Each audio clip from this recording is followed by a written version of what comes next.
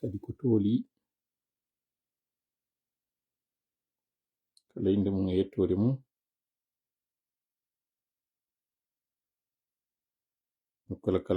nokku kala ka wontirɗon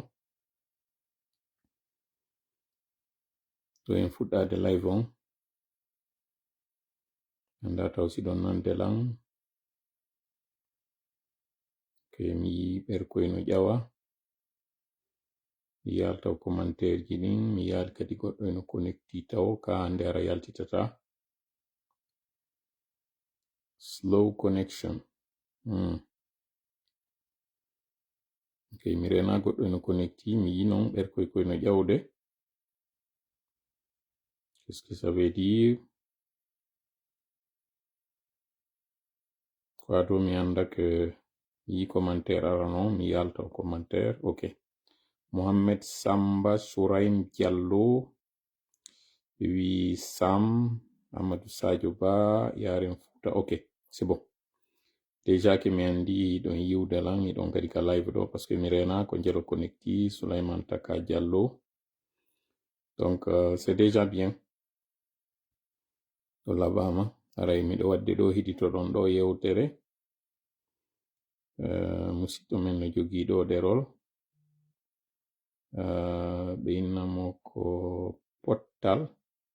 woni inde ɗerol ngol waɗi ɗo yewtere miɗo ɗaɓɓitude vidéo makko on je n'arrive pas à retrouver pour le moment ok voilà moɗo vidéo mo yoton ɗo 78 000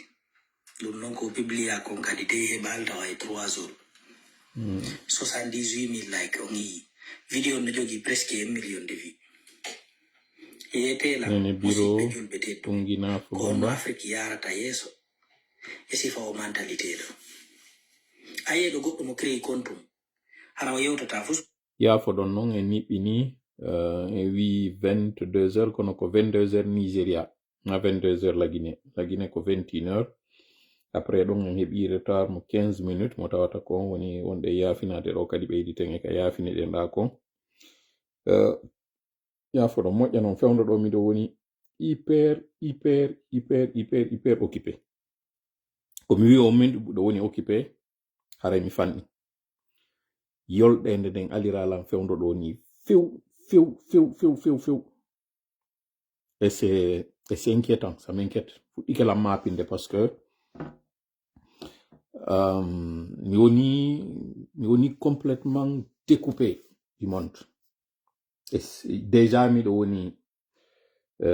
woni feerejo miɗo série ndi ado hewtude ɗo hande kadi non mi ɓurti wonde kadi série ndi ɗo mais la bonne nouvelle c'est que woɗɗike la bonne nouvelle ko lanno ɗum cippiro ngon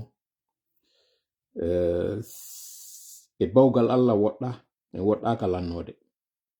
ko ɗum ɗon woni kadi ko ɓuri mi weltinde on donc haray mi yaafino e mon kala tawɓe onon ino faala humpodirde an kono hara ala wawde laatade mi wi on tenen ha e alarba mi humpodirtake joni noon alkamsa e juma ko ɗiɗo min no aray miɗo mari yolɗende ɗin ɗon noon mi waɗi ella andingol ngol ko ɗi mi humpodirte joni noon fap ko waɗayno kon tenen ha e alarba arti joni alkamsa e juma mi ala joni noon hande kadi tam few mi wawata kañum kadi suivre de rythme wawgol jokkitagol jama on mi wawa humpodirde e maɓɓe metti fi hande kadi moƴƴa noon ko hay wownoɓe humpodirde am ɓen zone du mal humpodirgol yam kono fof e mun jentitoɗen nde yewtere ɗo nde o yewti nde mi faalete artude e muɗum ɗo sabu mo yewti ɗo toɓɓe ɗiɗi e nder toɓɓere wotere ma wotere nde enen lanciteten toɓɓe ɗiɗi ko tawata min kadi mi yewta e nder o live ɗo so Allah jaɓi hara heɗitoɗen mo kono hota yimɓeɓe absolument rien ko amugol tum lummino Amadou yahen abonode like en partage en waɗen si goɗɗo ari ɗo no hollude en piiji ko honno goɗɗum créirte ko wata nafude société en kon nafa yimɓe ɓe nawra e yeeso musidɗo ko 12 wi 13 wi jentitoɗen ɗo hay mi yewtino goye findu moradu ɗo e saayi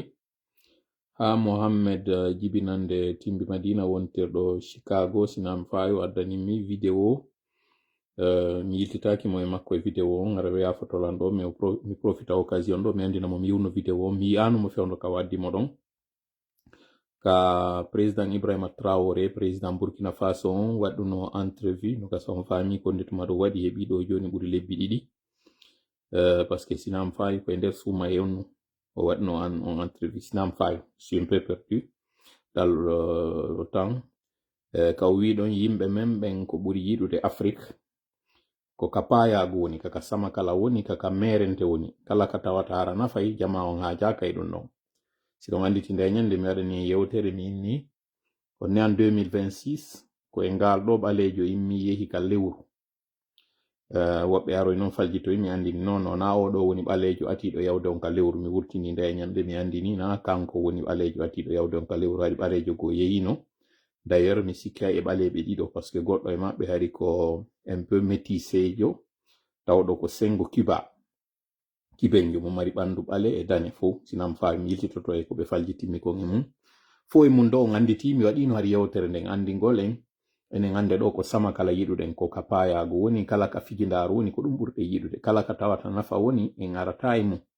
même si alhamdulillahi ino waylade alhamdulillahi hakkille ɗen no finude kono fo e mum jentitoɗen ɗo ko yewtiɗo kon ka tawata no mi wiiri noon min kadi mi yiltitoto e mum e nder o live ɗo si Allah jaɓi ka tawas goɗɗo darantama ɗum goɗɗo partasata sa yewtiɗo ko nafata yimɓe ɓe nafata leydi nawrata leydi yeeso a jonude ɗo projet ji fi affaire demal affaire ngayna affaire tutugol leɗɗe affaire ngeygu ko honno business waɗirte ko honno laamu yarata ko honno leydi wawata yarde yeeso ko honɓe duwa hikkade yeeso billahi yimɓe ɓe darta ala haray ko ɗum ɗo mi haɗa ɗo yewtere makko ne yayi mo mari page wiyeteɗo ko pottal ko hande ñande kadi o yewti fi kutoru ndum mi weltanomo ɗo o yewtino kadi fi kumaluɓe meɗen ɓen mawɓe meɗen ɓen ka tawata ɗum hiɓe oñori sengo woto si ari hewti yewtingol e men ko ɓe nela kon ɓe yottinay kono enen se neliɓe ɓe yottino e ɓen neluɓe ɓe yottinta ɗon ɓe innay kamɓe ɓe anda fi mum o waɗi ɗen yewtereji ɗon fof mi andina on le min e makko hay nde wotere mi yewtare mi yila e vidéo makko mo waɗi ɓuri hitande ka o lintuno men ɗon men seeɗaɓe ɓe o waɗi hakkille makko e maɓɓe o tawnimi nder ton mais gibi ɗum waɗi non seulement fewndo ka waɗi ɗon mi yiyano par ce que ari ko fewndo tawno miɗo deƴƴi kono watti ɗon haray himo ayni taw haray andugol ngol ko ɗon kadi woniri neɗɗo on kadi na yo hoole few haray mo ayni taw andugol ko honto mi yaltoyta par ce que ari on tumata ko sayi mo mi deƴƴitay haalaji buyno wolede no ñoññina o ɗo kadi deƴƴi so yaltitoy ɗo haray no gasa o ardanay en e mbaadigo o kañum kadi andigol tun haray mi yiwno on vidéo makko donc mais yewta sakko won haray meɗen feppodiri e yewtereji mi yewti ɗo yewtere nde tawata kankadi o yewti sifa mayre e laabi tati go on no mi wiiri noon fewtugol mawɓe men ɓen yeetoɓe wota ɓe oñoro sengo woto wota ɓe wonu ɓen yottinoɓe amen ko tawata menen si men neltiɓe ɓe yottinoyta go o ɗimmel mum fi puutoru ndun o yewti fi mayru o yewti ɗon ko tawata haray omo ɓe innata ɗo ko honno ko divido o ari lagine pardon davido o ari lagine o ɓorni ndum puutoru mi hari tawi mi yewtimi kadi fi mum tayle men feppodira few e koko waɗi ɗo yewtere mi sikki ko balɗe tati ma balɗe ɗiɗi o waɗi gibi nde ɗo yewtere makko o waɗi nde ka o andini ɗon si goɗɗo ene waɗan nden ɗo yewtere nde tawata ko nafata yimɓe darata ɓe hattinta fi mum kono si tawi ko ka payago woni mum ɓe hittinay mi andintinayi noon hari mi yewtino ɗum ɗo minni ayiyay ɗo ɗeri ɗi tawata ko yimɓe woni arde weeɓita ɓandu mum e mum wano jiwɓe ɓen ɓe ara ɓe yaltina ɓalli maɓɓe ɓerɗe ɗen koyɗe ɗen ɓaawo ngon ɓe ama hucca ama fewta ayiyay ɓen hiɓe mari 17 000 47 000 70 000 130 000 mi yiɗo goɗɗo hay emo 167 000 sinami fayi mo tawata hay o wowlatagoy ko ɓandu makko ni woni yaltinde o waɗa morceau goɗɗo jama on ekkuta o morceau o seppa o yaha o arta o immo o jooɗo o sulmo o waɗa sifa impiji ma ara wonde o seppay to woni fu sara o ala waɗude hara mo waɗi filtre kono ayiyay ɗum ɗo mo mari ɓen abonné ɓe ɗon fop yiya goɗɗo wonɗo e noddude en fi dina fi no janngo men on moƴƴira ma wonɗo e noddude en ti fi aduna ɗo wonande ɓen tawata ara yajaka fi janngo on o yeeto no wiiri ɗo ni ko honno hakkille goɗɗo ɓendirta ko honno goɗɗo yarata yeeso ko honno goɗɗo yiwta e niwre ko honno goɗɗo waɗirta hay siko lekki ayiyay on ɗon on ara ko 4 000 5 000 si o heɓi e nder yontere nden fof ndaroɓe ma min no wonɗo yewtude on ɗo miɗo tawa e ɓen duuɓi 6 aray woni si Allah jaɓi gibi mi ari ka réseau sociaux ji ɗo c'est vrai miɗo mari ɗeri buy mi innitori kono ɗerol am ɓurgol marde yimɓe ngol ko 130.000 mi sikki mi mari e maggol wuluji 134 sinam fayi ko tellen ɗo mi jogi bon goɗɗo ara ɗo joni na kono anga waɗata contenu ji yontere nden fof ko waɗirta ko weekend heɓi weekend c'est vrai julde juma nden ko de wotere waɗata e nder yontere nden kono nde heewa fof kadi no andi fof kadi goto kadi tultatande donc aray on argument ɗon o ƴetta no woodi woɓɓe goo tawɓe aray kadi c'est la même chose ɓe woni e wadde no woodi ɗo kirɗinoɓe tawoɓe ɓe waɗiri festival o ɓe waɗiri activité o presque festival heɓi festival concert heɓi concert kono eya ɓe mari ɗo 1 million d'abonnés goɗɗo aray ɗo joni kadi inna ko wonɗa e wadde konko fulɓe ɓen tun wonɗa waɗande ala wolde français ko ɗum waɗi hadi heɓa ɗum non no woodi woɓɓe wonɓe waɗude ɗo yewtereji ko moni e wadde ko ara ko kirɗi ara ko pulal tum ɓe woni hara fus ɓe wolta e nder français ɓe wolta e anglais kono ara ɓen ɓe mari 500 goɗɗo ara joni na bonko ko parce que koko kirɗi ɓoni e woni e waɗude bref justement yewtere nde juutay si mi jokki e mayre ɗo yaha e woni ha en ando e tawn toon ɗo yaltoyde déjà ni ɓi mi faala tun hollude en si tawi ko ni wonɗe yaarude ara en muutotako se muutike en yawata joni noon ko piiji ɗiɗi fotini yaadu ko wuggagol ngol e mayru ma yewgol ngol woɗɗa e mayru si tawi a faala wuggade tinna a yaha e antum ɗon a wuggoto ala goɗɗo wonɗoma e ñeeginde kono sa faala yaade ka woɗɗi a yaada e yimɓe ɓen ɗuɗon kono ɗuɗirɗo o yaadu ndu ɓuri welirde fi joni noon si tawi enen en wuggotako en mutotako haray konto fokkituɗen haray mi landike on ɗum ɗon si wi ɗon kadi haray mi andina en gibi ɗo noon naɓi yeeso min ala anifa sa'idan si Allah jaɓi e ñawday ɗum ɗon sengo ka ɗerol ɗo non seulement meɗen mari réunion janngo mo mi waɗata si tawi mi daɗi e réunion on si Allah jaɓi. Et je profite de l'occasion andingol on que je joue mon siège. Qu'est-ce que ça veut dire? Donc andi politicien jo si yehi ha hewti e nokku ka tawata ara wonɓe ɓen ka parti ɓe innayi bon gibi o ari ɗo mi yaali tigi tigi goɗɗum nafa ɗum annaki joni haray sa yon hewti ka tawata vraiment waynodiren e makko ma ɗum darte lawol ngol darte yaadu ndu on andi mo kala hewta e on sa'i ɗon ɓe inna l'heure du bilan mi falno waɗande en ɗo partage image réunion amen momen mari janngo on ka frappe bo tawata gibi mi tawa e mojobere frappe nden hari réunion waɗaka mo insistira non insista kadi yomi tawe andi goɗɗum si no ƴettede hoorema profita ɗo mais c'est pas pour vous paniquer mon yewtede ɗum ɗo c'est juste une question de transparence kadi hara ko yaltoy wo hara juho yaali on mi yewta taw hawju noon yawgol ngol e conclusion comme j'ai dit encore une fois mi falno e waɗande ɗo image ka tawata réunion on hakke ma kaw tintinga hay photo adda prospectus waɗa flyer waɗa fima ko réunion mo tawata ko menen membre ɓe d'abord alons ara noon ata wiyede o fo tawe inde anden tukka nder ton kadi wiya tout pullo yomi tawe d'accord ɗum ɗon go'o email mum yo naali ka tawata ɗo mi ari mi andini mi tawete mais adda kadi prospectus andina ɗo non ko fof ko yotawe donc ça veut dire réunion on janngo ça passe ou ça casse ɗum ɗon mi avisa o mi andina o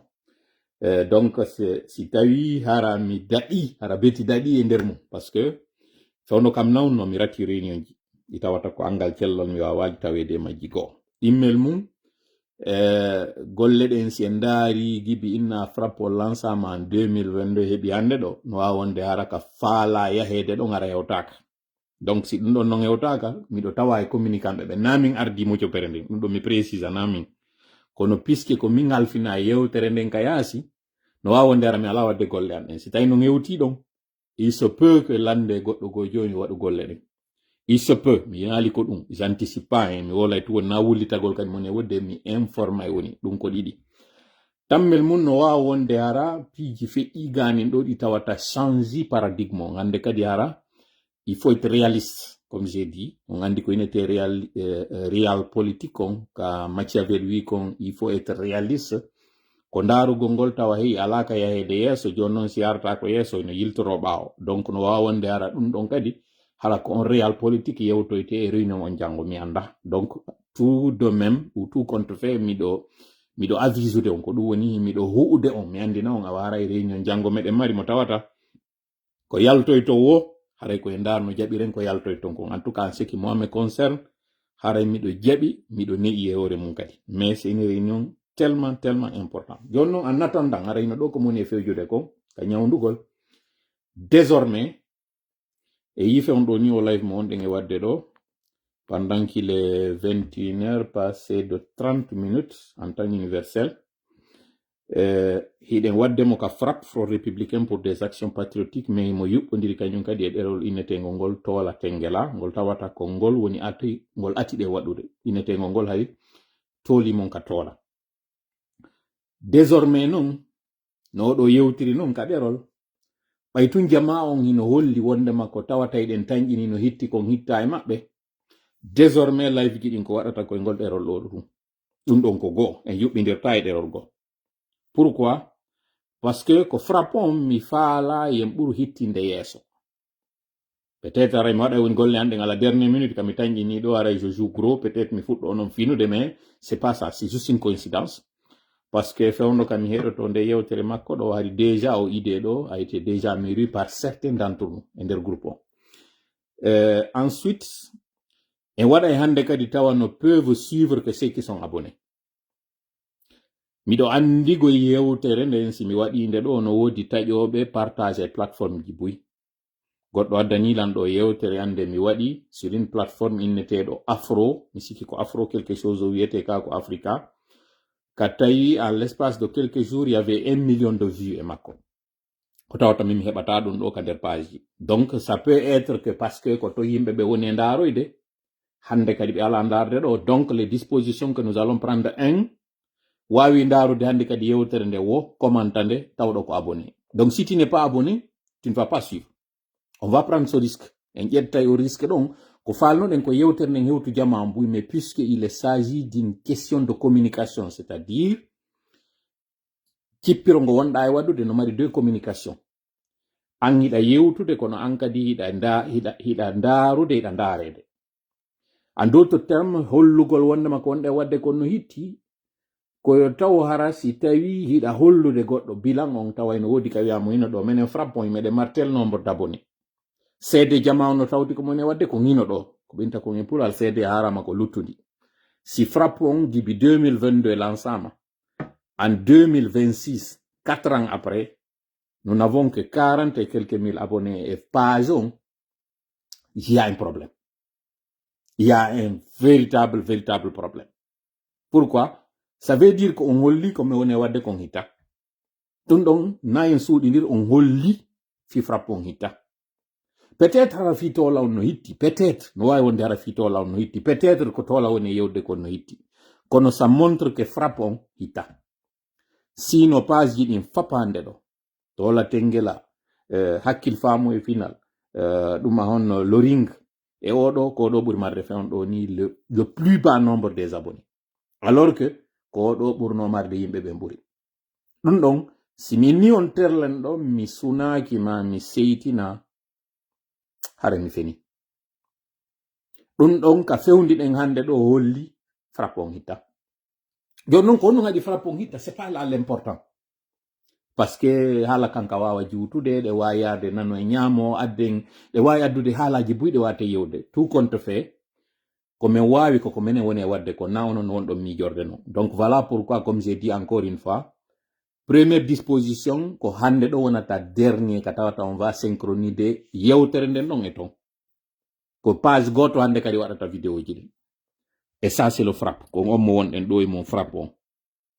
hande mi waɗi pour qu'il soit dans les deux fi tawoɓe ɓen ko to wawi heɗitade ɓe nana pour la dernière fois hara ɓe inno yaali min ala yiide hande kadi vidéo ji ɗin ko ɗo ka frappe ɗo go ɗimmel mum commenti wo hande kadi on taw ɗon il est abonné ça veut dire a wawi arde ndarugol ɗo kono a wata commentude si a wawi yiide live o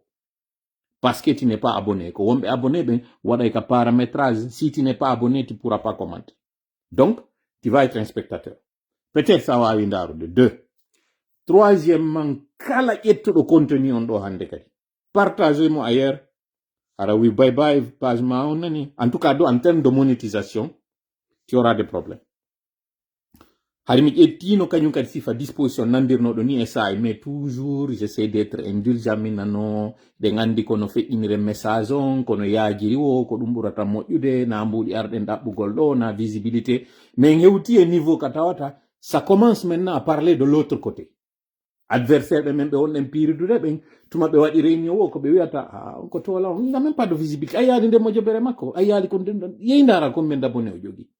Si ari heuti donc ça devient une guerre de communication. Et c'est pas fortuit. C'est pas à prendre à la légère. Yo taw, comme j'ai dit encore une fois, on arrête on va aller dans le vite. Ati benatu de bendo ande. Dorénavant, gibido na bieso, on va prendre des dispositions. Sengo do hollu gongol wande makonde wadde kono hiti. C'est bien, j'apprécie, mi do weltani o moƴƴa, onon tawɓe ɓen hiɗon soutenir go cippirongo wonɗe wadde ɗon tawti ɗo, mais désormais mo amide e bunɗo yaɓay mo joni noon en hewti ka tawata minen buman amen on min acci hande kadi andude meɗen amidede puisque noon on alame yaɓude minen joni mi watta yo yaɓude ɗum ko go'o ka fuɗɗode live meɗen on ɗimmel mum nous avons de très bonnes nouvelles ɗi tawata ray mi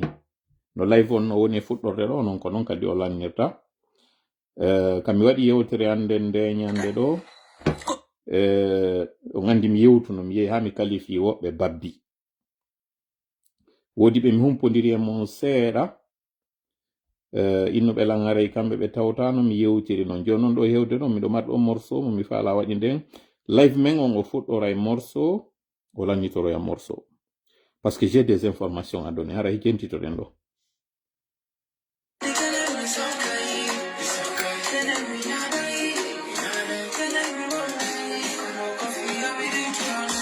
kenen mi sonkay kenen mi ñaaɗay kono ko fiyo mi ittumo ne yiɓuɗo ɗum ɗo on ko Sayfon Balde wiyete jentitoɗen kadi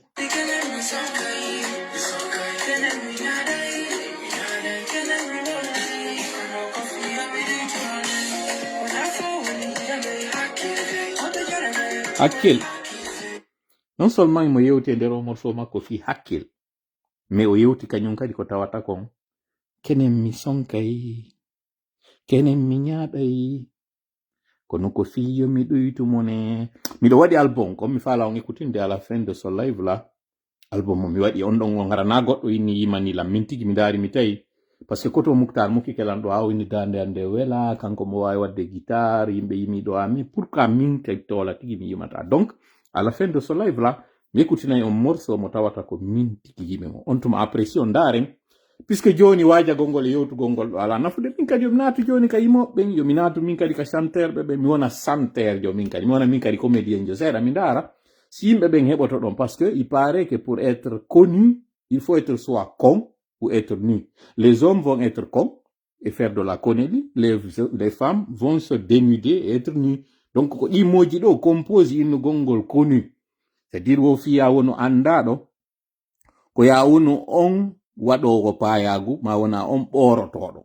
kon e ni sa hawti liɗi ɗiɗi e français ko ɗum wiyete connu andaɗo donc ko ya wono on kon juunu ma wona on nu tawɗo on ko ɓorotoɗo donc joni noon min kadi haray miɗo annonsude on album an on ino yaltude mi écoutinayi on ɗo taw no ndaren si tawi joni mi watti yimude min kadi mi atti warde ɗo mi waɗa min kadi ɗi tiktok ji mi waɗa min kadi payagu ngon si yimɓe ɓen ɓeydoto seeɗa donc haray o morceau Sayfon ɗo kono fuɗɗorɗen ɗo ni ko morceau an on haray lannitorten si wiɗon kañum kadi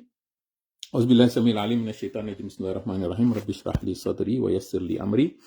واحلل عقدة من لساني يفقه قولي ربنا علمنا ما ينفعنا وانفعنا بما علمتنا وزدنا علما نافعا واجعلنا للمتقين إماما ويكاد الذين كفروا ليزلقونك بأبصارهم لما سمعوا الذكر ويقولون إنه لمجنون وما هو إلا ذكر للعالمين وما رميت إذ رميت ولكن الله رمى فلنقذف بالحق على الباطل فيدمغه فإذا هو زاهق ولكم الويل مما تصفون وقل جاء الحق وزهق الباطل إن الباطل كان زهوقا ما جئتم به السحر إن الله سيبطله إن الله سيبطله إن الله سيبطله إن الله لا يصلح عمل المفسدين وما هم بضارين به من أحد إلا بإذن الله وما هم بضارين به من أحد إلا بإذن الله وما هم بضارين به من أحد إلا بإذن الله ولا يفلح الساحر حيث أتى فإن تولوا فقل حسبي الله لا إله إلا هو عليه توكلت وهو رب العرش العظيم إنا كفيناك المستهزئين إنا كفيناك المستهزئين إنا كفيناك المستهزئين والله يعصمك من الناس اللهم صل وسلم وبارك على نبينا محمد وعلى آله وأصحابه ومن تبعهم بإحسان إلى يوم الدين أما بعد هاري أو هاندي دو لايف كو لايف وندو particulier fi honɗum o woni particulier hande ɗo mela information buy kam jonna taw hande ɗo en yiltitoto information ji ɗum jonnonoɗi on va faire le bilan kon wonɗe waɗirde o bilan hare pooɗe hakkil moƴƴay ko moni yewtude hande kon ɗo parce que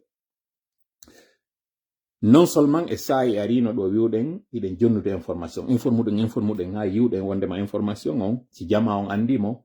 o ala battinde ko tawata konɓe andi parce que ko ɓe woni andirde ko fiwota ɓe wonuɓen tawɓe haray hiɓe kujinede goo ɗimmel mum kañum kadi wota ɓe wonuɓen wonɓe ngalɗude si ari hara ɓe kujintake ɓe ngalɗata kañum kadi tati e sakkitoro on fiyoɓe ƴettunon feere ɗoyo ɗum arde jowaɓe ko ɗum ɗo wonno ɓen jonnirde information yewoyɗen ha wiyoɗen hande kadi ça sert à quoi en jonno information parce que c'est jonni information non seulement nafo woni e waɗude mais kañum kadi si hewtoyi ko ɓeyno a tola a heɓno gonga kono ɗo wownoɗa ma ɗum ɗo kadi hewti joni wiwɗen en findina e hakkille ɗen joni on va donner moins d'information on va aller plus de la pratique ara waɗal théorie parce que woɓɓe inni a ko haala wi tun ko haala wi ala yide kone battinde ɗum ɗon kadi e waɗi ɗum ɗo lebbi joni noon en ari ka tawata au lieu de en findin hakkille ɗen parce que alhamdulillah ɗi fini mi hiwroɗo ara yaso aydu mi yi vidéo ɗi on e wadde ɗin hande ɗo équipe tola on o yaaji hande ɗo yimɓe wonɓe raisonnirɓe no tola falira e raisonnire noon ɓe ɗuuɗi hande ɗo paykum bonkori en si savani en hiɓe ɗuuɗi simi linti ɗo woda joni ɓe mi acci kono ara ande tun ɗo golle ɗen ɗuytike komi ɓurata weltorde taw ɗo ko ka tawata ko yontere joni no wawi waɗude hande lanna hara en natali payago e mum alhamdulillah joni ko onon tigi woni addude message wiya hino ko ɗum ɗo wonnoɗa yewde fimum ari waɗi joni noon ɓay waɗi ko ɗum ɗo menen men hani waɗgol donc woni ka wonɗa ɗon ko ɗum waɗi joni si lendi o mercredi haysimi ala ka réseau sociaux ji ɗo alhamdulillah rabbil alamina ça va so yi en ɗoyti kañum kadi live ji ɗin ɗum ɗo fof ko nafa ko tawata kon fuɗɗike battinde joni noon iɗen ari noon e niveau mo tawata no mi wiri noon ɓay tun ɗi wowno ɗin buy ɗi waɗi ye yiltiti e ɗin ɗon kon wonɗe yiltitorde maɓɓe hara on jaray ɗo kaka fen famo ton ko on ɗum waɗi si hande ɗo ya moins d'information addoni hande ɗo eɗe yiltitade eɗi yewtunoɗen fimuɗum fuɗɗoroɗen taw o poste momi waɗi ɗo par ce que ko ɗo wonata début on ko ɗo wonata fen live meɗen o début on ko woni dow kon ko tawata kon numrudu ɓay iwi Kenya o immino o yehi o yiidoy e Paul Kagame ɓay ɓe yewti ɗon e hino ɗo kaɓe wi ɗon président Kagame met with the president Mamadi Doumbouya and the Republic of Guinea o watti ɗon kañum kadi inɗe ɗe tawata mbata prononce de moƴƴa vice president of Botswana and other private sector leaders on the sidelines of the Africa CEO Forum 2026 donc contrairement e onon sikkirɗon noon ko on ɗum o yahani mi yewta on ɗo kon ɗum o yahani fi muɗum ko ɗum ɗo wonata toɓɓere nde mi yewtata ɗo fi mum ka lannode live on ensuite o publication mo yiwɗon ɗo mo tawata ko usu jiga woni ka waɗi mo ka o holli ɗo wondema goɗɗo maayi mo tawata mo yurminde mo arde waɗa gonɗi noora ko ɓeynata kon e français gonɗi noora larme de crocodile ɓe tawɓe ɗo o inni c'est avec une profonde tristesse que j'ai appris le décès de notre doyen Antoine Dobo Guilavogui, ancien collaborateur et fédéral de Kankan. Kono wolali ko collaborateur et fédéral on ɗum o wolali ɗum ɗon woni tun ancien collaborateur et fédéral de Kankan. Fédéral de qui? De GMD, l'IFDG, Serelac o wolali ɗum ɗon. Comme à ses habitudes. O wi ɗon kañum kadi homme d'engagement et de conviction, il a marqué la Haute-Guinée de tous ceux qui l'ont connu. Donc, kadi o wolali à travers quoi? J'adresse à sa famille, à ses proches, ainsi qu'à l'ensemble des responsables et militants des LR, les réformateurs, que yo non on est yewtude ɗo, mi way non réformateur à la fédérale. Mais hay ɗum ɗon kadi o wolali on LR ɗon ko honɗum woni ɓen.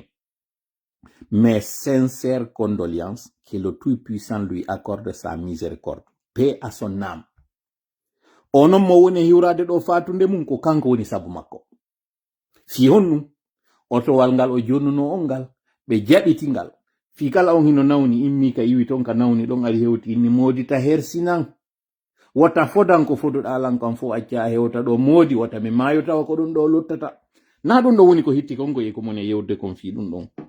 ko andintingol on tun balɗe seeɗa no feƴƴino ɗo min no collaborateur ɓe ɓen woɓɓe yahay ka gendarmerie woɓɓe yawoye ka kaso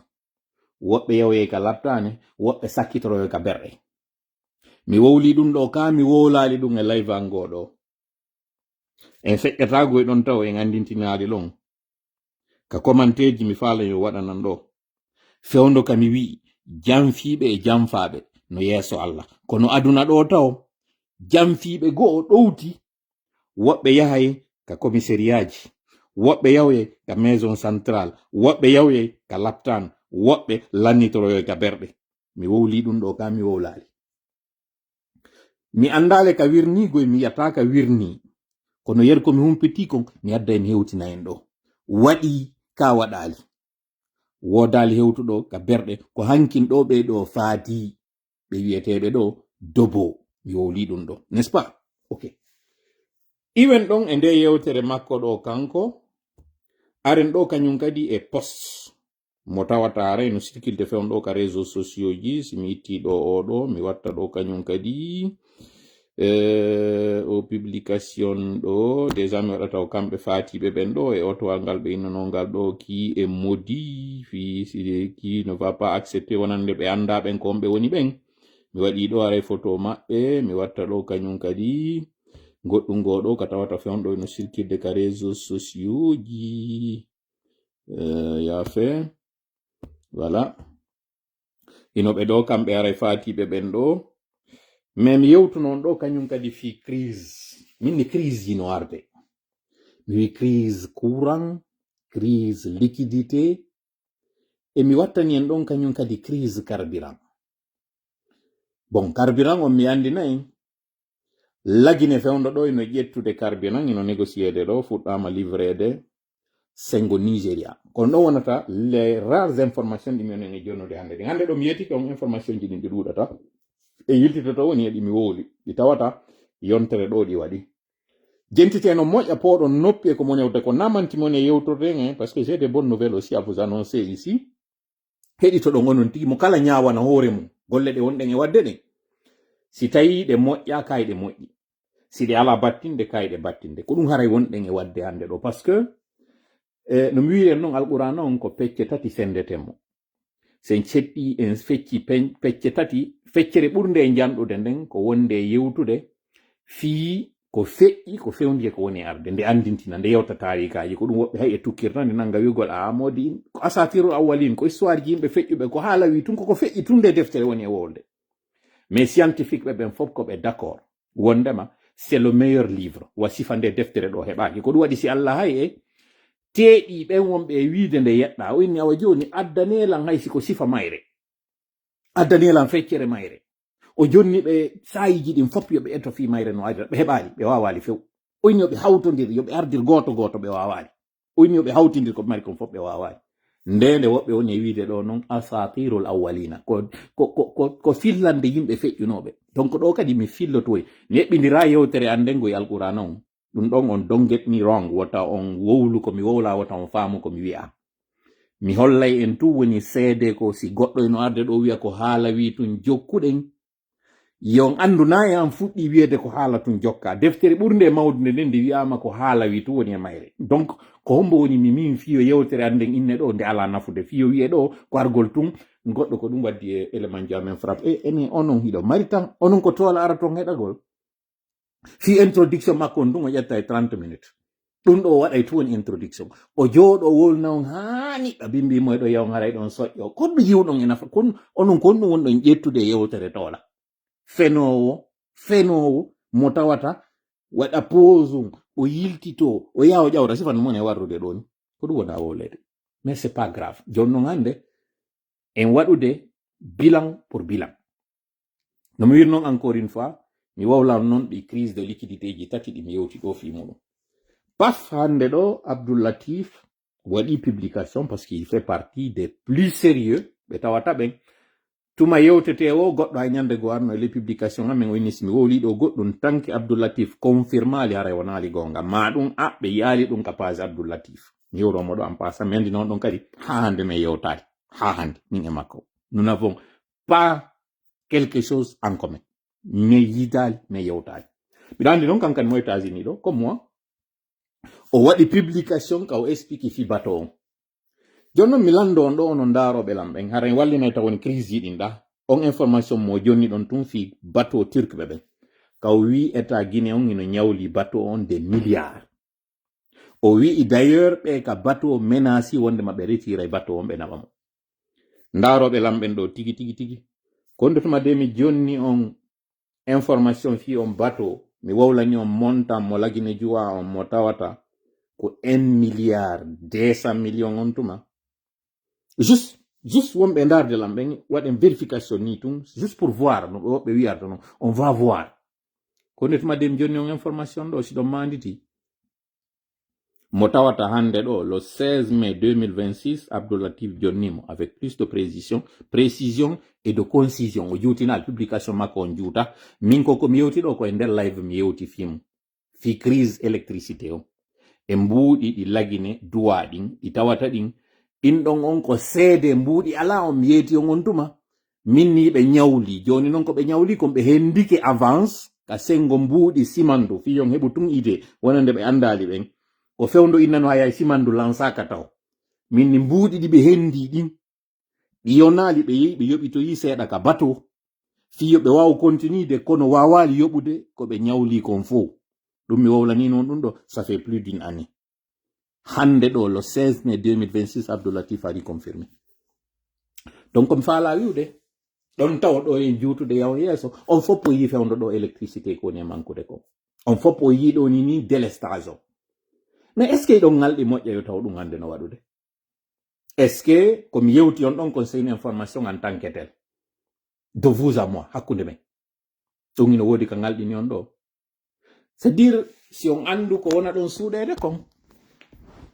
on accay no waɗangol e ɗiɗi jentita ɗon watta non kadi yila fi affaire électricité on famali moƴƴa e ardoise on to woni mi yewta ɗum ɗo avec beaucoup d'humilité mais ko parce que miɗo mapani en lagine woni simɗo yewtirde ni wallahi billahi tallahi Guinée hino e nder otowal ngal tawata feren on murtino soferji on maayino ka ɓaawo valan otowal ngal no junnitade yumboro mo tawata kaka wimbo foppita mi fillito lagine ka fewndi ɗo no som ko ɓeynata kon ko roue libre tuma pinere nden hande kadi haray no yewde mes frem fop acciti goto ala contrôlude ma hay sino jooɗi ka valan o wiccey tu woni nano e ñaamo fino otowal ngal wawa yehirde a on ɗon noon soferji o maayino ka ɓaawo volan o maayino hande kadi mo jooɗi ka ɓaawo volan ɗon otowal ngal no yaade ala yiltude ka nano ala yiltude ka ñaamo ino fekkiti ka wimbo ka seere fokkita sa nani noon nde yewtere ɗo an wonɗo heɗitade lan ɗo a faaminde alhamdulillahi sa nanali nde a faamali nde fayin kadi alhamdulillahi par ce que mi yewtirama fiya daɗu he par ce que a daɗata ko mi yewtirma ko fiya heɓilo nde no waɗa hara bete a wawai heɓude no fokkitira ko donki wona yewtere ɗo fi mum iɗon sutade intérieur comme si de rien n'était hirdeji no waɗude comme si de rien n'était examen scolaire no programme comme si de rien n'était on anda ko wona kon e mummene meɗen informude wonɓe ɓen ka yaasi ɗo yawitade ko ɗum waɗi si hande ɗo ɗon jonni importance payago ɓuri komi woni e yewtude ɗo ko o yi'iray noon gotum ko na wolanede kom are noon justement sen iwi ka crise électricité yahen noon kadi ka crise carburant par ce que hande kadi crise de liquidité on hina ko yewtete fi mum mi yewtata min hande kadi fi crise de liquidité par ce que wowtanoma joni hande kadi yewtugol fi mum ko yewtugol ñalbi mum ino leefi crise carburant non seulement carburant mo jogi ɗon on ko carburant mo tawata ko Aliko Dangote woni e jonnude mo on non carburant mo Aliko Dangote woni e jonnude ko wonɗo insuffisant e wore ɗum kañum kadi qualité on wonali optimal parce que ɓe alamo jonnude ko rafina ko yoni e sa hay o yaltino wullitino ke e gouvernement makko Nigeria o inni ɓe sabotude mo pourquoi no tawirta noon Nigeria ha joni no gollidude e woɓɓe go ala kañum wallitade raffinerie makko ɗum ɗo ko solution palliative waɗa faalaɗo no humpitade moƴƴa ko mon e yewde ɗo ko mayya indice jiɗi par ce que mi ala jutinde yewtere nden yo yaw yi'a ka aliko dangote tawa e rencontre waɗɗo on Kenya fama ɗon noon liyem mo aliko maridi on e gouvernement français on hande fewndo ɗo no woni e ndaarede ɗon ko on no wawirta heɓude no relancera par ce que ko waɗi kon fewndo Iran no profitude koye entreprise o tawno koye hankin koye alano kankoye kadi droit au chapitre haɗi ɓe alano accès kamɓe marché ji no ɓe wirta noon le malheur des uns fait le bonheur des autres mais attention on carburant mo wonɗon e wadde kawtoje moɗon ɗo o bonnayɗe parce que o gaynaka raffinede raffinage makko arɗo on kañum kadi wona adapté otoje lagine ɗen si tawi e sayi adax yewtano ɗo fimum Thomas Dietrich ay portana ɗo plainte ka o yewti ɗo wondema carburant wona ɗo addede on ko mauvaise qualité ɓay o waɗi on scandale ɗon ɓe change ɓe yehi ɓe change e fournisseur jogoɓe ɓe addo e carburant go kono haɗi otoje woɓɓe go déjà bonino e vidéo ji yaltino ɗo ka wonno ɗon e yiide otoje no yaltinde curki mo tawata ko sabu consommation carburant on qualité carburant wona ɗo e addede lagine artiti ɗon ɗum ɗo fo ko fi évitugol yoɓe yoɓu facture ji ɓe ñawli fournisseur je maɓɓe on en deuxièmement évitugol yoɓe waɗu monté carburant mo tawa ton ƴawino partout dans le monde kono mi falama yettade musidɗo y a rien de nouveau sous le soleil live amo mi waɗi hande on ɗo ko valable 2 mois plus tard parce que koko mi wowluno ya 2 ans plus tôt ko ɗum woni répétandema hande ɗo ko woni on tuma fewno mi wowluno hari no ɗabbede fi ota yaltito hande ɗo noon goɗɗo wata suuɗide nangue ngen jungo muɗum yaltiti donc siɗa faala humpitade ka fewndiɗa ɗo yiltitoy komi yewtuno ko balɗe ayay fop fama la seule nouveauté ke wondema ɓurti wonde grave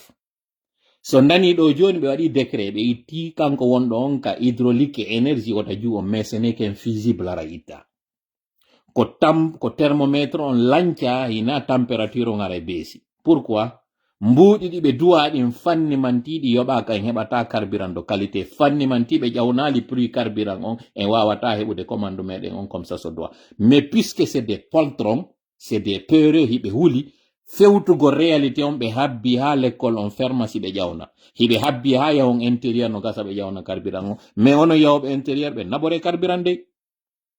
so naɓorali carburant on retrouve to intérieur pa non cash pa non kadi carburant kono non andi si hay e ngal julde ngol min na wata goɗɗo yaw juuloya ni ko on ɗon e yiide ɗon ko o yiɓe wadde ɗo ni campagne ji ka komo kala yehi ɓoogo e mbuuɗi ka itti addi jonni so nani ɗo joni kañum kadi ɓe repoussi échéance on faute d'argent faute de capitaux faute d'organisation wata juu on ni pelerin hino fokkiti ɓen ko hoccoran ko fu no woni e yaarude ñawrora taƴoraɗa tokkiraɗa ko ɗum ɓe waɗi commerçant ittinama ha leɗɗe heli ko wonɗo yiide leydi hande ɗo ni ko opérateur économique woni nde tourninde ko an e min wonɗo e jentitade on ɗo ko ene woni e tourninde menen ka diaspora yer mbuuɗi ɗi men fuutini yehi o fewn ɗo ko ɗi woni e tourninde leydi ndin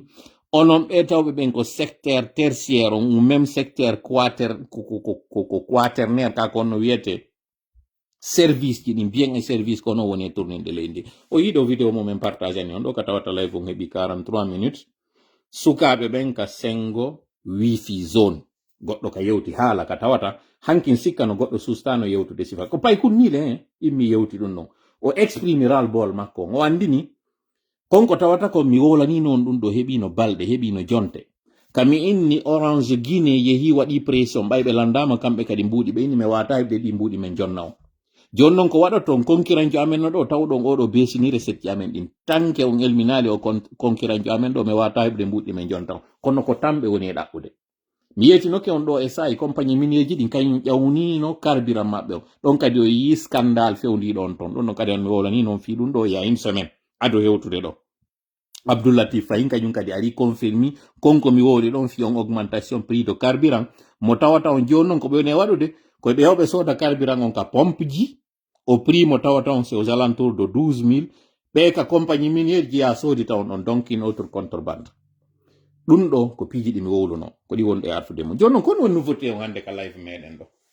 na ka tawata ɗon ɗin ɗi mi wowli ɗon ɗin ɗi waɗi ma ka tawata haray hande ɗo on foppo yiifi nawnare nde nawnare innande ɗo ko antavirus nde tawata mi yetinoke nawnare no arde est ce que non ko nde nawnare mi wowli fimo je ne saurais vous dire kono mi wolan noon mini nawnare no arde nden nawnare nde tawata si nde ari nde hilfa e aduna on fof kala e fo heɓi ɗo 45 minutes jentite ɗi 15 minutes ɗi moƴƴa ɗi moni arde ɗo e muɗum yewtama ɗo wonde ma lagine immike yehi kanko numurudu immike yehi o rencontre Kenya ka rencontre Kenya ton Emmanuel Macron ɓay tawi wawatano mo wernoyde to ɓe immike ɓe ari ɓe fotti ɗon ɓe waɗa taw premiére apparition ɓe yaltida ɗon ɓe yiyede ɓe tiroda photo on andi wonɗo e lotade e ndiyam tawɗan ko ndiyam bifi ko piiji ɗiɗi on ti waɗata ko immo tun ara waɗa puyan hukko nder ton ko ɓuuɓi kon ɓuuɓa nde wotere jangol ngol tappa on tigi kono ara ɓandu ɗum fof memi hande kadi ara ndu wulata ko ɓuuɓi kon on tiwata ukkade nder ton puyan immo ara sooɗo sembo sulmo wuyɓo loota koppi ɗin lootoya keeci ɗin neɓata ƴetta juura ɓandu ɗum fof ko doy on tiwarrata seynerde noon e numurudu ko ɗum ɗon suɓi kanko Emmanuel Macron ko ɗum ɗon ɓe suɓi o wata affichodade makko woppude wotere ko yo ar wona ɓe fottino kugo ka tawata min fottugoy en onon fof o yi sikko yi min fottuɗo ni ka ɗo na France o ari na lagini min ari min ar min fotti e nokkure ka tawata ko ari fotti ɓen fof ko min hoɓɓe ɗo min werna ɓe tirota o ndara réaction mon onon guinéenɓe ɓen o ndara kañum kadi réaction opinion o ɓe tawɓe ɓen ino ñoññini wiiso tippoyi France ɗo heɓe habbimo heɓe habbodimo gurbu heɓe habbodimo goppo heɓe habbodimo bofoɗe o yiya kon ɗum wonata réaction mi waɗa ɗo noon pause mi andinayi on rencontre yewtaɗo ɗon fi muɗum fottama ɗon promesse de milliards ji waɗi mi yi noon ka yimɓe critique ɗon inni France avec sa crise wawata heɓude ɗi mbuuɗi attention yayin amalgame wonaɗo e waɗede ko ɗum woni amalgame jillidirgol piiji mi anda ko e jelo woni e darde live on ɗo goyna ɗum ɗon kadi ɓuuri hettude no mi wiri on noon ɗi minitaji sappoji hedditiɗe ɗo mi faala yon heɗite ɗi moƴƴa ko secteur privé français on prometi investissement na état français on ɗum ɗon ko ma wawen famude ɗum ɗon moƴƴa wondema na gouvernement français on wi wallitoto entreprise ji ou pays ji africain ji ɗin ko secteur privé français on investisseur ɓe français ɓin wi no arde Afrique waɗa investissement yo non wait a minute attendez, il y a quelque chose qui cloche là. Président jo leydi tawndimo laami secteur public et secteur privé ɗowta entrepreneur ɓe privé de son pays yo ɓe ara ɓe yiida e pays ji de plusieurs pays ardiɓe laamiɓe plusieurs pays wataniila moƴƴa hen no moni on ajjirande soɓɓudu ɗum fi on wawi yiide ndu ko honto fokkitama ko honto fewnda ka yiwa ɗon ɗum ɗon iɗon andi komi faala ko yon andu ka fewnda ɗon e ka fokkita ɗon pullo fuuta wi mo wi okkete tuuba ndaaru mba o wattima mo wi okkete dolokke ndaaru mo ɓorni on woɓɓe inni si defaali ñaami defata yeeya jon noon encore une fois no mi wiiri noon secteur privé wontirɗo on sengo France ɗowti président jo ardiɗo secteur public et privé yo ar o yiida gouvernement ji tawɗi ɗin ɗon non ko public on kanji ɗi woni e wiide ɗi ari inde muɗum premier problème deuxième problème on président jo ardiɗo ndin leydi ɗon na mbuuɗi leydi makko ndin woni e naɓude ko ɓen investisseur ɓe leydi makko ndi woni e yaade investisseur e leydi go mais pendant ce temps leydi makko ndi no mari tellement crise ko on secteur privé ɗon no tawiri noon lagine kañum kadi hande ɗo état on woni en faillite ko on secteur privé woni e wallitade ko ɓen ɗon noon hande kadi France woni e surtude kaɓe hani wallitade ɗon leydi makko ndin ɓe yaaɓe walloya nokkugo en d'autres termes ko ñortugol kam mum ya ñappoyaga goɗɗo donc on to woni probléme o na Afrique goy o heɓoyto probléme on ko agriculteur ɓe wonɓe ɓen France secteur métallurgie wonɗo France on secteur industrie automobile wonɗo France on secteur téléphonie name it nodduɗi ɗi fof ɗi annduɗa ɗi wonɗi France on tawɗi ɗin hande kadi ɓe finançoyde pays ji wonɗe à l'étranger ɓe ala finançude kamɓe wonɓe yoɓude taxe ji ɗin dans leur pays ko ɓeɗo immanoytomo kanko Macron na de ono wonɓe Afrique ɓe ngoy non woni tranquille ka foda ɗon kon acce taw so wawi hendade kono yo ɓeɗo iwka maɓɓe ton Europe ɓe immoɓe yaa ɓe waɗoya investissement ji dans un autre pays c'est des deux choses l'une hiɓe ittude golloɓe maɓɓe kamɓe kadi ton kaɓe wawa justifierde parce que Europe ga wa awa ton de Occident o nga wa awa ton ndeɗa itta ñorta kama ko ma holla ko on ɗum ñortirɗa kama eɗa yaade ñappoya nokkugo donc no ɓe yiiri secteur activité ji maɓɓe ɗin ɗuytike ɓe yananay joni on waɗɗo ɗum ɓe inna hande kadi ɗo yo taw usine ji no délocalisé de iwa France ya installa Espagne ka tawata ɗum ɗon tum ɓe sonka e fi muɗum joni noon yoɓe nanu société immike yeehi Maroc par exemple installoyke ton ma o immike o yeehi Algérie o installoyke ton ma o immike o yeehi Kenya o installike ton pire on immike o yeehi joni noon o installoyke lagine ka tawata kamɓe kon ɗum ɓe gagnatu kon ɗum ɓe heɓatay ɗum ɗon ɗon wota mapping on nde yewtere nde o waɗi ɗon on schéma mo fokkiti ɗon fi muɗum ko kanko tige français ɓen taw nangodirta ɗum ɗon ko dan combien tan on grogne ɗo waɗata je ne saurais vous dire comme fala to wiwde en l'amalgame se trouve à deux niveaux ina gouvernement français on prometi ɗum ɗon parce que ɓe ala ɗi mbuɗi kamɓe tigi ɓe maapi ɓe wiyaɓe ɗon noon secteur privé yehi Afrique ɗo yawgol wallito Afrique hiɓe immade ɓe yaha ko si ɓe ittay golloɓe Europe ton ɓe yaha ɓe golloye Afrique ko hoore ɗum ɗon on européen ɓe wata ɓe fankande taxe ji ɗin fof hotanaɓe kamɓe Europe ton ɓe wawa waɗude face et besoin de base ji ɗi européen ɓe ɓen e français ɓen en particulier ha ton jini si ɗum ɗo waɗade tum ɓe hukka yiite ɗin entreprise ji ton ɗimo to kisan ɗi arta ka maɓɓe joni noon fiyon fama moƴƴa on schéma wonaɗo yewtede ɗon yahen ɗo noon joni États-Unis yewten fi Trump ka tawata live on o heɓi ɗo 52 minutes en yiɗo ka Trump wonno e sonkude e hoore Chine the Chinese virus the Chinese are bad they're not good ala ko wolade ɗo hoore Chine ko ɓe ennemi o waɗi ɗo tarif ji ɗo 400% 500% e hoore maɓɓe piraɗo nga ndara o tawa ɗum ɗo yata e nokku en ɗum ɗo gasirta num mba yata mba haɓɓata o immike o yehi kanko contrairement e lagine no immori ɗo ni yehi e on forum waɗɗo Kenya ka tawata ko CNRD e sere muɗum e orchestre immi yahoy ton ko entrepreneur ɓe jelo iwɓe lagine yehi ton onon tigi yehe ndaaro yon image ji ɗin faamon ko jelo immi yehi ton tawɓe inneteɓe ko entrepreneur ɓe est ce que groupe Sonoko o yehi ton est ce que ɗin groupe ji ɗi anduɗon ɗin fof ino laggine ton ɓe anon sanno en ɗo en hay ɓe inni usine de transport de montage de véhicule ɓe wowlanino en fi ɗum ɗon ka o yi ɗon usine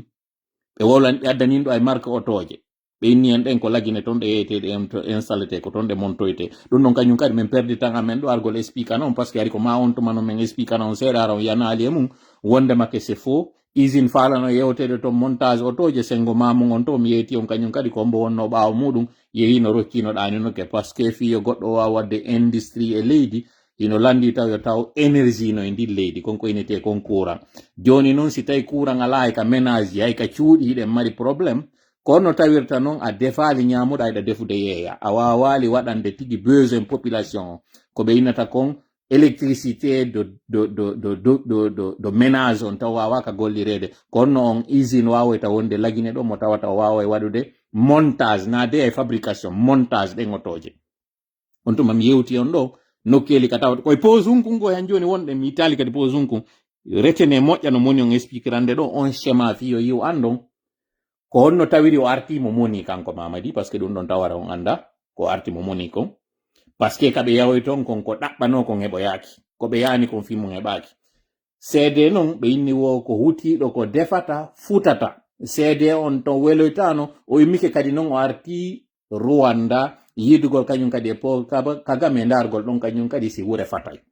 joni noon ndaare ɗo ram protocolaire o kanko ko président mais ndaare ɓe o yidida e muɗum ɓen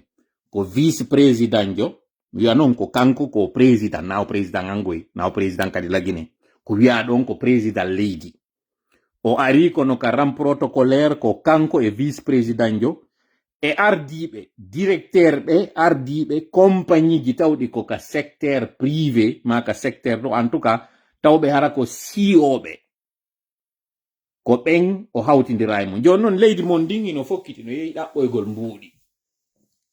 Mo kala ko immini ko jeyaɓe ɓen ko ɓiɓɓe ɓen ka nder galle. Hakke ma noon baaba gallejo go ka tawi kanko emo maapi o tawi o wata imminde ɓiɓɓe makko ɓen. Puisque ko ma o holla waɗa communication o faminamo gollude ko kanko tagi immi yehi. Parce que o hoolaki luttuɓɓen. O wata kañum kadi luttuɓɓe yaha nanoya konkona yetede ɗon koye taw ko kanko tigi yata nana ɗum ɗon. Aw so nanali moƴƴa mi ara mi yeeto on ɗo ko tawata kon hara hiɗon suuɗa. O yehiɗon kañum kadi ko heɓoyiɗon kon kañum kadi koko ɓeeɓi. Ko yehi o heɓoyiɗon ko dayertaw ko condition ji o ɓura posanoyde. Ɓe yaltinanoya on ɗo non goy ko innete ka sengo domaine minier startup ji wonaɗi e foɗɗoyede sengo ka raffinerie ji ka sengo ka kange ni e ni en tout cas hande kadi ko coopération sud ɓe yaltinanta mbuuɗi ɗi o yehi ɗin inna ɗo ɓe yoɓay ka sengo justice ɓe yoɓay global almina corporation mi itta noon ɗon pose mi nata kadi e pose ngo mi yetino on ɗo min on Yero Balde yo ando wide o retirike ka course kono yo andu no woodi ka tawata kamɓe ɓe hunnali kono no woodi kan kadi ka hunnali so wattanela o yahay koy ka jalbundu mi wowlino ɗum ɗon live feƴƴino ɗon asewe yontere hande ɗo kako ala yontere hande mi waɗno nde yewtere paf o nanigo yo faami ko mone wolde kon o andi o yiiɗo kamɓe forondege on wi artiti kañum kadi ka course mi wowlirago e fi windugol ngol ko sérieux ɓe woni e waɗude ma ɗum probléme réglike ko hollugol on tunde no toolara yewta on ɗo goɗɗum mi arata mi wowla ɗo ni par ce que miɗo ɗaɓɓude nombre de vie mi ala arde wowla ɗo par ce que yiɗon wulɗa mi faala yittude wula mi ala kadi arde yewta on ɗo par ce que mi faala to yewtude kala ko mi ari ɗo peut être mi ala arde mi yewta on ɗo ko raɓɓiɗi mi ala yewtude on ɗo ko tawata no weli faamude kono ko yewtere mbatumi woni addude mi yewta on ɗo koko eɓɓante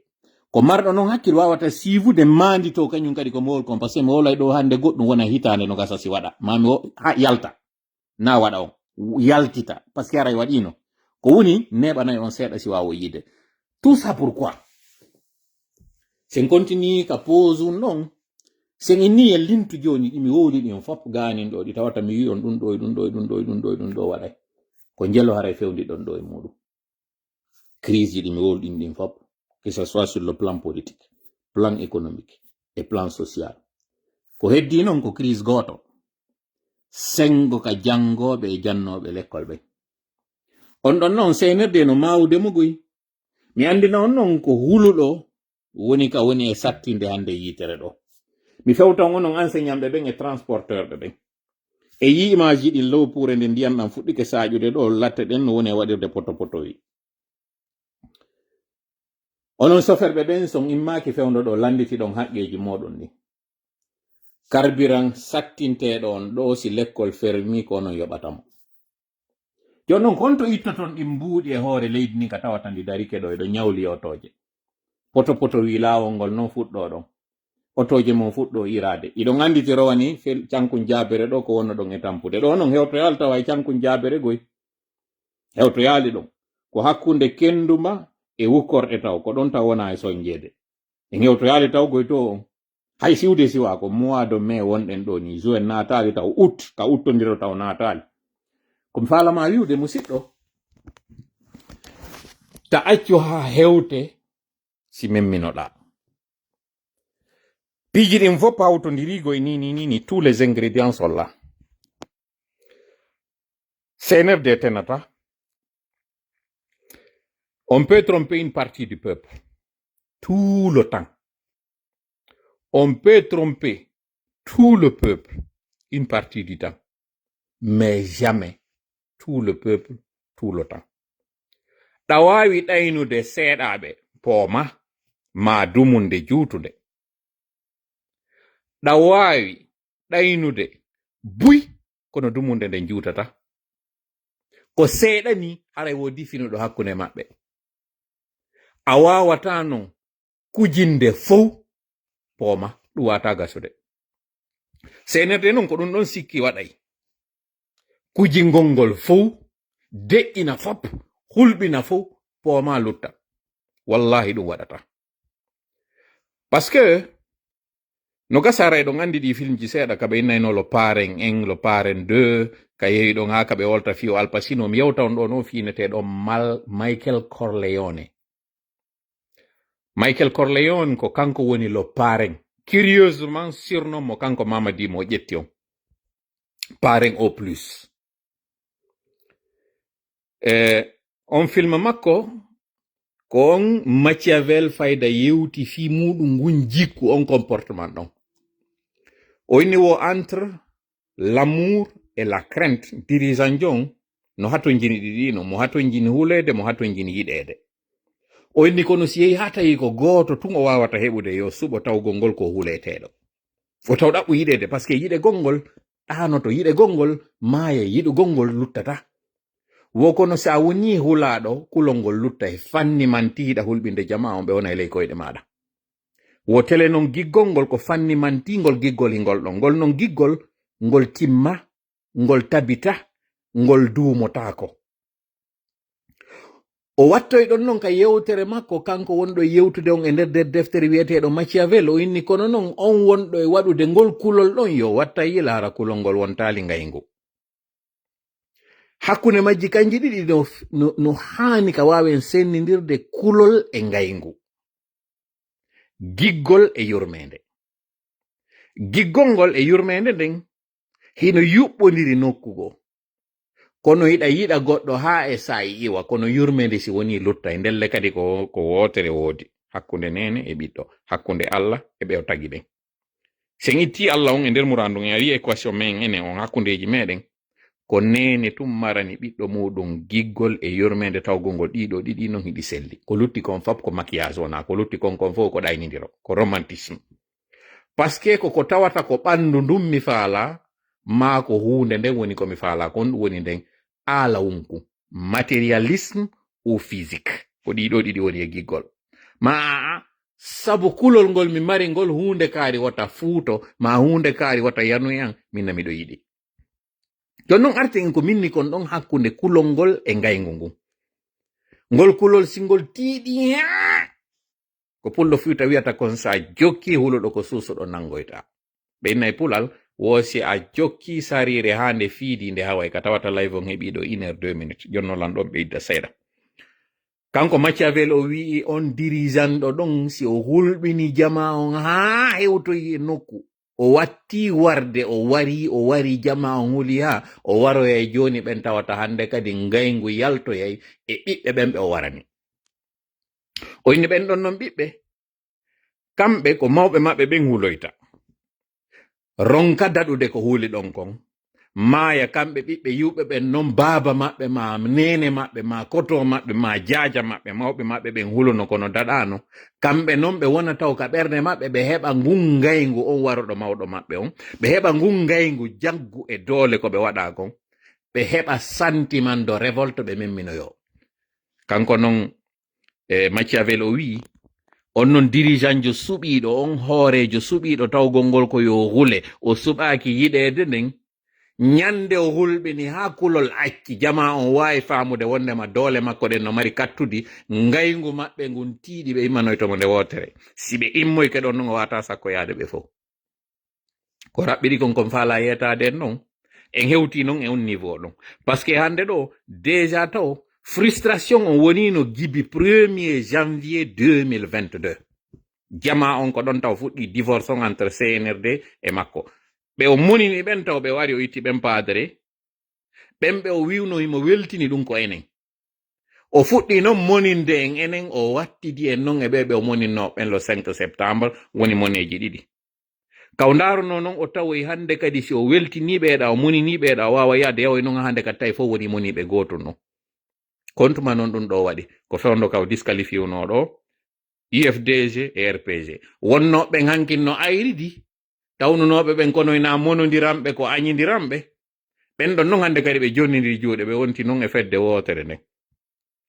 kamɓe noon senerde ɓe hooliki hande ɗo ni ɓe wawi ɗanninde fof ɓe frustri fof hari noon ko ɓe wonno e tabitirde ko ɓen wonɓe takko makko wonnoɓe mo e wallitade ɓen o waɗa ɗum ɗo komɓe woni ɓen ko civil et militaire yeyi noon joni ɓen civil ɓe ɓen militaire ɓe tigi frustration noon fuɗɗike hakkunde maɓɓe et c'est la deuxième information du jour koye pose goye mi woni o live ɗo mi faala yon heɗitormo hakkil moƴƴa par ce que mangore nde nde ɓendigoy ko momma yewtirde ko fiya hebilo parce que c'est inévitable ko fokkitiɗo kon mi wowlani noon mini cnrd e nder ellaji ɗin tati ɓe waɗi ɗiɗi tammo o waray ko de manière inévitable wonɓe sifde lam ɓen no andi o wattanila mi wowlani noon ɗum ɗo sadaka ala konko woni e wadde ɗon cnrd ala on sadaka ɗon ɓe mari noon ko ɓe wawata waɗude ka tawata ka yurmede allah kanko rutta kono ɗum ɓe waɗata ɗum ɓe tuuba ɓe rutto ɓe yiltito e ɓaawo jama on ɓe wurta par ce que lawaki mi sikka non ɓe wawa heɓude on sagesse ha ɓe waɗa ɗum par ce que kaɓe fewndi ɗon hiɓe haɓɓiti vaye ke vaye advien ke pourra ɓe yiltitotako ko non jikku firawna joginogo e hamana ñande ɓe yahayno ɓe ukkoyo ka ndiyam ñande ɓe jokkayno bani israila en ɓe yiya ɗan ndiyam feccike ɓe naati e ndiyam ɗan ɓe wawno yiltitade nden ñande ko ɗon fewndiɗen ɗo cnrd noon sabu orgueil ɓe yi fermori cenɗe ɗen fof ɓe yiɓeɓe ɓe woni dolude ɗo hande ɗo allah no wallitade ɓe par ce que ko france on ɓe wallitade ɓen ti kamɓe mari probléme hande ɗo nini on information ɗon mi andina on ko ɗum si mi yeeti on nanen ɗo dirigeant jo pays tawɗo ko secteur public et privé tawa ko ma o ɓooga secteur privé makko wallitotoɗo montuma secteur public o woni en souffrance ko ɓeɗo woni e ƴettude yawinamo ñappoyde nokkugo ɗum ɗo fof ko woni e waɗirde ko fiyoɓe wawo protége de intérêt ji wonɗi afrique ɗi gara ɓe perdali ɗi par ce que hande ɗo mi itta noon pose mi yiltito noon ka états-unis pays ji mondon fof yi crise économique mondial fokkito ɗon mo kala no ɗaɓɓude ka yafamotiro e goɗɗo États-Unis inna la plus grande puissance militaire au monde yehiɗo fewɗo no pirudude ɗo e pays inna ɗon c'est l'une des plus petites puissances au monde ɓe tawata ala ko inete kon kidan nucléaire wingi ɓe jogaki ɗum ko ɗon andata taw shit is going on tuma tawi ɓurɗo e mawnude nangodira e paykugo wulla ko ɗon taw andata wala wayditike mi wowla nano moƴƴa français e anglais nde mone wolde nden watton ka pulal ɗo you know something is going wrong tuma tawi hande kadi innaɗo eno ɓuri dolnude on hino nangodiri no pepade hande kadi no etondirde e paykun you know something is going wrong tuma kanko Donald Trump tawnoɗo on manda makko arano fof ko kanko e Chine woni e pirude de fuɗɗode manda makko ɗimmon ko kanko e Chine woni e poɗude de o yimmi ko o yehi États-Unis ɗo o yehi Chine jentite yewtere nde o waɗo e nden ɗo en Chine ɓe wonno wiide ɓe moƴƴa naneɗo haala ka woli kanɗo ko tawata hay neɓaligo he seeɗa o wowla kañum kadi anglais mi firtana on ɗo nanon konko o wowli ɗon kon yeeso makko kanko inneteɗon Xi Jinping kaɓe ari ɓe darodi ɗon discours makko mo wonno wolde on ko tawata ɗon complètement changi nanon ɗo yewtere makko nimɗo ɗaɓɓitude ɗo vidéo on rapidement yaafo ɗon ɗo parce que c'est une vidéo de yaafe kaɓe ari ɓe darodi ɗon kamɓe ɗiɗo hollugol on tun komɓe nde fois ko onon ara yewiti ko inete kon population crise économique mondial on kaw fewndiɗo hande kadi min konto vidéo woni comment se fait-il que mi ala yettude vidéo on ɗo pour talle elle était où onto vidéo on yaafe elle est où konto vidéo woni yaafe konto vidéo woni ok je n'arrive pas à la retrouver la prise de sang ok c'est pas ça non plus ok mi wawa yittude vidéo mais si mi yitimo mi additana on mo ɗo yi on mo téléphone an o wonde no enregistré tan on ɗumaji ɗin ɗo j'ai pas pu retrouver vidéo on ɗo en tant que tel ka woni wolde ɗon o inna que ɗum machine que c'est qui sont excellents que c'est it's beautiful mo yewtude ɗum ɗon ɗin haalaji ɗi woni wolde ɗi tawata ɗin sa compte modi vidéo woni ok c'est pas grave retenez tout ok na oɗo kadi ok c'est pas grave retenez tout nangodirama kanko o yiɓa yo immike o yehi on forum tawɗo ko forum économique en tant que tel ou rencontre économique o yaadu e jeyɗo Tesla o yaade e jeyɗo Apple o yaade kala inneteɓe ɓen ɗon ko entrepreneur ɓe fi yawgol négocia entreprise ji ɗi ɓe jogii déjà wontirɗi ɗin sengo ton parce que ce que vous devez comprendre o Apple ko Chine moƴƴinte o Tesla pièce ji mo ɓurɗi ɗin ko to wona e moƴƴinede adde assemblage o waɗe États-Unis ɗo o yi guerre commercial mo waɗi di on e kawtal makko ɗon Canada o yi kon to yaltoy hande ɗo entreprise ji Canada no fermude sengo Québec o déclin démographique mo Québec heɓi on dans l'histoire Québec ari heɓaɗi sifa on ɗon ka fewndi ɗon ni yimɓe ko ne yaltude ko gande Québec mi andinayi noon on Québec ko petite France so yi kebe keɓi sonjandare france kañum kadi ara no mari sifa on sonja c'est dire kamɓe ɗiɗo ko nene goto baba goto no waywa sa yi goɗɗo waɗi sarlon ma waɗi maali haray andu hewtoy kañum kadi laggine ko non way ko nene goto baba goto industrie métallurgie wonɗo on non québec ɗon ɓe tawata ɓen no tawa e maɓɓe riyotinto hande ɗo ni ɗiñiɗi e difficulté ko tawata ko métal mo ɓe woni e naɓude on koynete ko style aluminium e kala ko anduɗon ɗinɗi ɓe woni e naɓude ɓe yeeya ton hande ɗo ɓe fermude entreprise ji maɓɓe ɗin entre employé ɓe maɓɓe ɓen no yaade chômage jon non on ɗo macarney no mari on souci ɗo mo tawata mo gérude hande ɗo québec no menasi wi yalta e nder canada alberta province maɓɓe kadi mo mari wonɗo e produise de pétrole on hande ɗo ɓe jeejirde ɓeɗo watuma mawɗo ronkituɗo kow okka jiwnkun duuɓi 17 hara non ko ɓe wondirta ko fanni man timo waɗande kun ko kun faala kon kun ɗon non hande kadi yawya non hande kadi on mawɗo ɗon non on nawna e hoore ko nawyi ko mbuuɗi makko ɗin non kañum kadi perda yon non on mawɗo ɗon hande kadi tuma o jooɗode kun jiwum kono no haraɓe way ko non hande ɗo ni canada wayiɗi e ɗin province ji ɗiɗi mono yetade ɗo fi muɗum alberta e québec mi yehigo e sujet ji buy kono miɗo andi o waway famude komi faala on yaltintinande kon pandan non ɗum ka tawata ɗin puissance ji hiɗi etade hande ɗo ko honno ɗi ɗabbirta population majji e crise majji ko fewno ɗo noon macron kañum ñorti france immi wi'i no yaade ñappo e afrique arɓe fottoy toon ɓen fop yi condition ji wiyaɗi ɗin to yo waɗe eno ɓe wiiri noon collaboration o ko onon kañum innaɓe ko dirigeant ɓe mon suusi argol fewta pays ji moɗon ɗi wiya ko ɗum ɗo wona e waɗede tout ça pour faire quoi et pour dire quoi population on heɓile préparé kala client ɓe wifi zone ɓen préparez-vous hein ça sera inacceptable que le CNRD aille négocier avec des compagnies européennes. Nous n'avons rien contre les entreprises occidentales. Nous n'avons absolument rien. Mais puisque chacun prêche pour sa chapelle, nous ne pouvons pas comprendre que la malgouvernance soit payée par les populations lambda. En Occident, les élections sont transparentes. C'est la voix du peuple qui est respectée. Et puisque c'est le peuple qui décide, tout dirigeant qui vient à la tête d'un pays fait en sorte que les besoins de la population soient satisfaits. Ça se comprend. Et nous apprécions, et c'est ce qui fait la beauté des nations occidentales.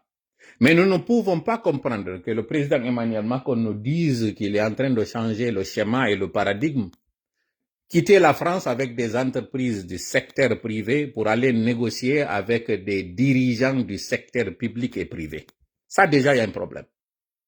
Parce que pendant que les entreprises occidentales, en l'occurrence celles françaises, peinent à régler le problème agricole, peinent à régler le problème des infrastructures, peinent à régler le problème des besoins de base, on ne peut pas comprendre que le président Emmanuel Macron néglige le besoin des Français pour aller, soit, dit-il, aller régler des problèmes de l'Afrique. Ce n'est pas à l'Occident de régler les problèmes africains. Ce n'est pas à un seul pays, fût-il l'une des plus grandes puissances économiques, militaires et politiques de l'Europe, d'aller faire face à tous les problèmes de l'Afrique. C'est ce qui fait qu'aujourd'hui, il y a cette montée de l'extrême droite.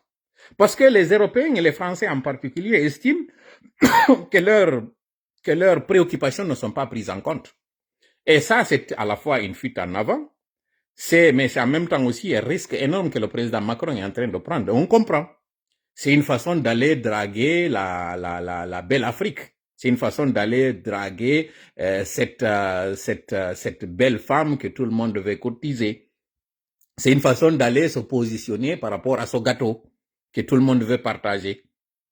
Mais vous êtes en train d'aller négocier avec des dirigeants qui ne sont pas l'émanation du peuple et vous pensez pouvoir prospérer avec ça?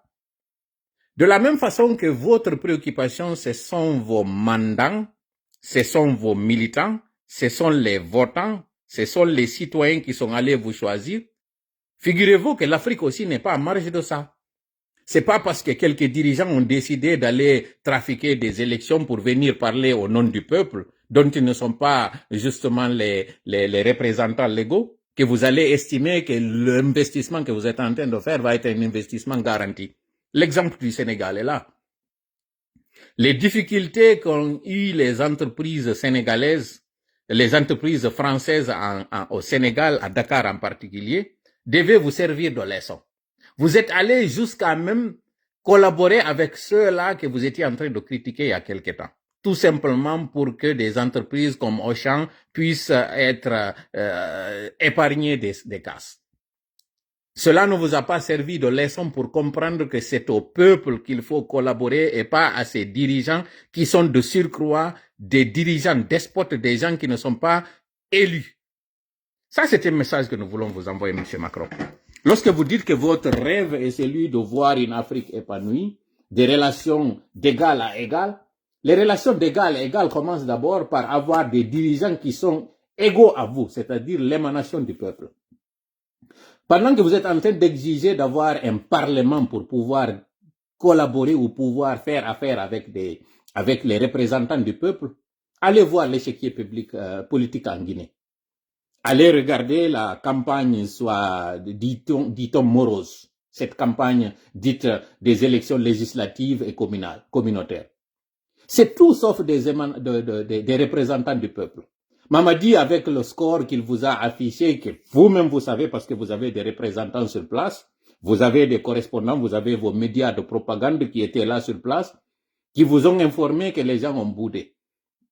Et vous voulez que ça soit égal à égal pendant que vous êtes en train de commercer ou de faire affaire avec des individus plutôt que des représentants du peuple. Et vous êtes des représentants d'un peuple et vous voulez parler d'égal à égal. Dans quel monde sommes-nous?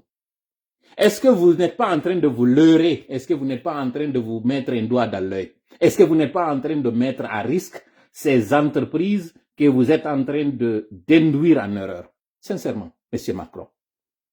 Trouvez-vous qu'au moment où tous les pays, toutes les superpuissances, même celles qui étaient opposées il y a quelque temps, en l'occurrence les États-Unis et la Chine, sont en train de parler pour négocier, dialoguer, ne pas aller à l'affrontement. Et c'est pendant ce moment-là que vous décidez d'aller affronter le peuple africain. Pensez-vous que c'est intelligent de votre part? Pensez-vous que c'est sage de votre part? Admettons que vous décidiez d'aller imposer des entreprises occidentales à leur risque et péril. Auriez-vous suffisamment de contingents pour aller, par exemple, protéger toutes les stations Total, si je prends l'exemple de la Guinée? Auriez-vous suffisamment de contingents pour aller protéger tous les investissements en Guinée? Orange Guinée aujourd'hui qui est en train de commettre une autre bavure, une autre forfaiture. Pendant que les citoyens, compte tenu de leurs maigres moyens, qui ont trouvé des moyens d'avoir Wi-Fi zone, si vous n'êtes pas au courant, l'ARPT décide de venir interrompre et interdire les activités d'un secteur qui pouvait régler le problème des Guinéens. Et là, à supposer que les Guinéens acceptent que vous mettiez Orange comme étant seul leader dans ce secteur. Le jour où il y aura une révolte populaire et que vous allez investir sur des pylônes, que vous allez investir sur des équipements se trouvant en Guinée, si cette population se révolte pour aller saccager et casser tous ces investissements, qui sera le perdant, M. Macron? Le perdant, ça va être ces entrepreneurs français et c'est vous qui allez être le responsable de cette erreur dans laquelle vous les avez induits. La légitimité ne se dicte pas. La légitimité, elle ne se décrète pas. La légitimité, elle ne s'improvise pas. Si vous voulez traiter d'égal à égal, vous devez traiter avec des peuples plutôt que des despotes. Si vous voulez traiter et avoir une certaine garantie, une protection pour les investissements, vous devez regarder et collaborer avec les locaux. C'est le même problème que vous avez eu au Mali. Si aujourd'hui la France a eu des difficultés au Sahel, c'est parce que vous avez préféré protéger des dirigeants plutôt que de tenir compte de la préoccupation de la population. C'est pas parce qu'aujourd'hui les pays du Sahel ont des difficultés que parce que vous êtes en train d'utiliser la frustration qui est d'ailleurs ici de cette répression de certains dirigeants sur certaines catégories sociales, sur certaines ethnies du Sahel, que vous avez cautionné à un moment donné, ou que vous avez à un moment donné participé à faire germer. Revenons à la Guinée. Monsieur Macron, Vous avez beau à vouloir cacher les relations que la France entretient avec la gente guinéenne, à l'occurrence Mamadi Doumbouya et son épouse, Lauriane, mais le peuple de Guinée voit, le peuple de Guinée vous attend. Parce que cette crise, comme je l'ai dit encore une fois, vous êtes en train de mettre à risque ces investissements. Parce que le peuple de Guinée n'a pas choisi Mamadi Doumbouya. Même autour de Mamadi Doumbouya, son entourage même sait qu'il n'est pas du tout aimé. Et cerise sur le gâteau, vous êtes en train d'être silencieux par rapport à toutes les dérives, par rapport à toutes les exactions qui se font aujourd'hui. Jamais dans l'histoire de la Guinée, on avait assisté à de telles injustices. Même au temps du premier régime de Sékou Touré, qui était un despote. Parce qu'au moins Sékou Touré s'attaquait aux adultes. Mais regardez aujourd'hui le régime de Mamadi Doumbouya, ce qu'il fait. Le fils de notre camarade et collègue Ansou Damaro, la maman de Tibou Kamara, le papa de Babila, sans parler des autres, des journalistes qu'on fait disparaître, Habib Marwan, dont l'enfant va avoir quoi, 2 ans bientôt. Cet enfant n'a jamais connu ce qu'on appelle un père, comme si c'était une orpheline. Fonike Menge, Biloba, chacun d'eux a perdu un des leurs. Biloba a perdu son oncle ou son père, et Fonike Menge a perdu sa mère. Ça, c'était depuis sa prison, son tout premier emprisonnement. Et vous êtes là et vous voulez nous faire croire que non, vous ne voyez rien parce que pour vous, il faut faire comme la Chine, il faut faire des affaires, ne pas se préoccuper de la situation du pays. Et c'est là où se trouve justement le problème. Parce que la Chine ne se mêle pas des affaires internes des pays.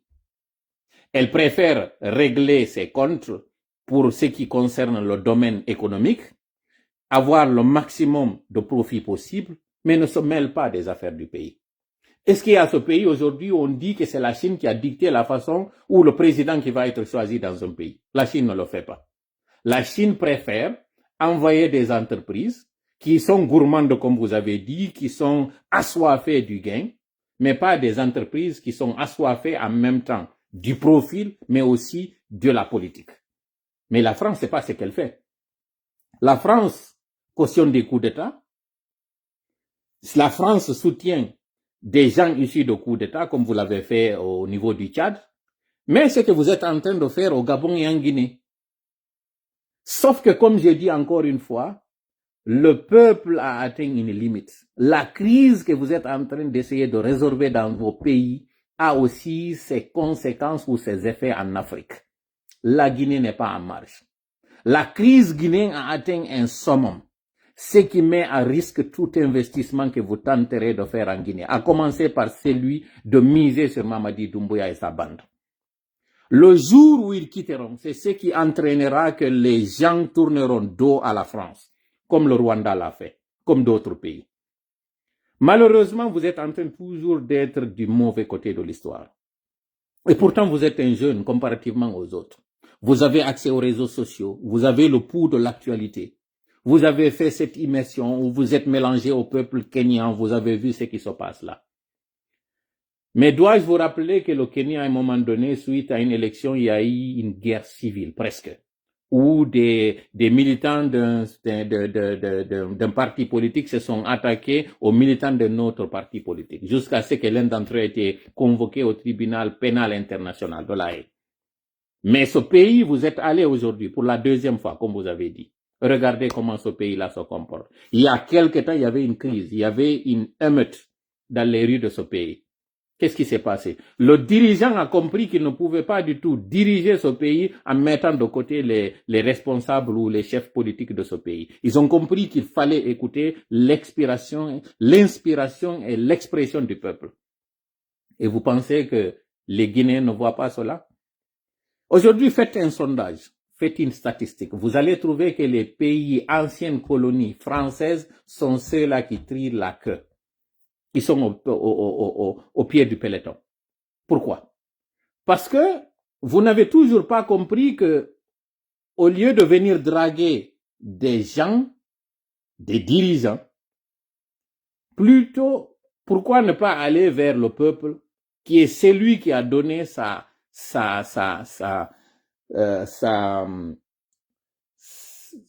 confiance, qui a donné sa souveraineté qu'il a léguée ou qu'il a cédée à des gens. Pourquoi? Pourquoi vous ne comprenez pas qu'aujourd'hui, avec les réseaux sociaux, le monde est devenu tellement un village planétaire que ce qui se passe dans les foyers français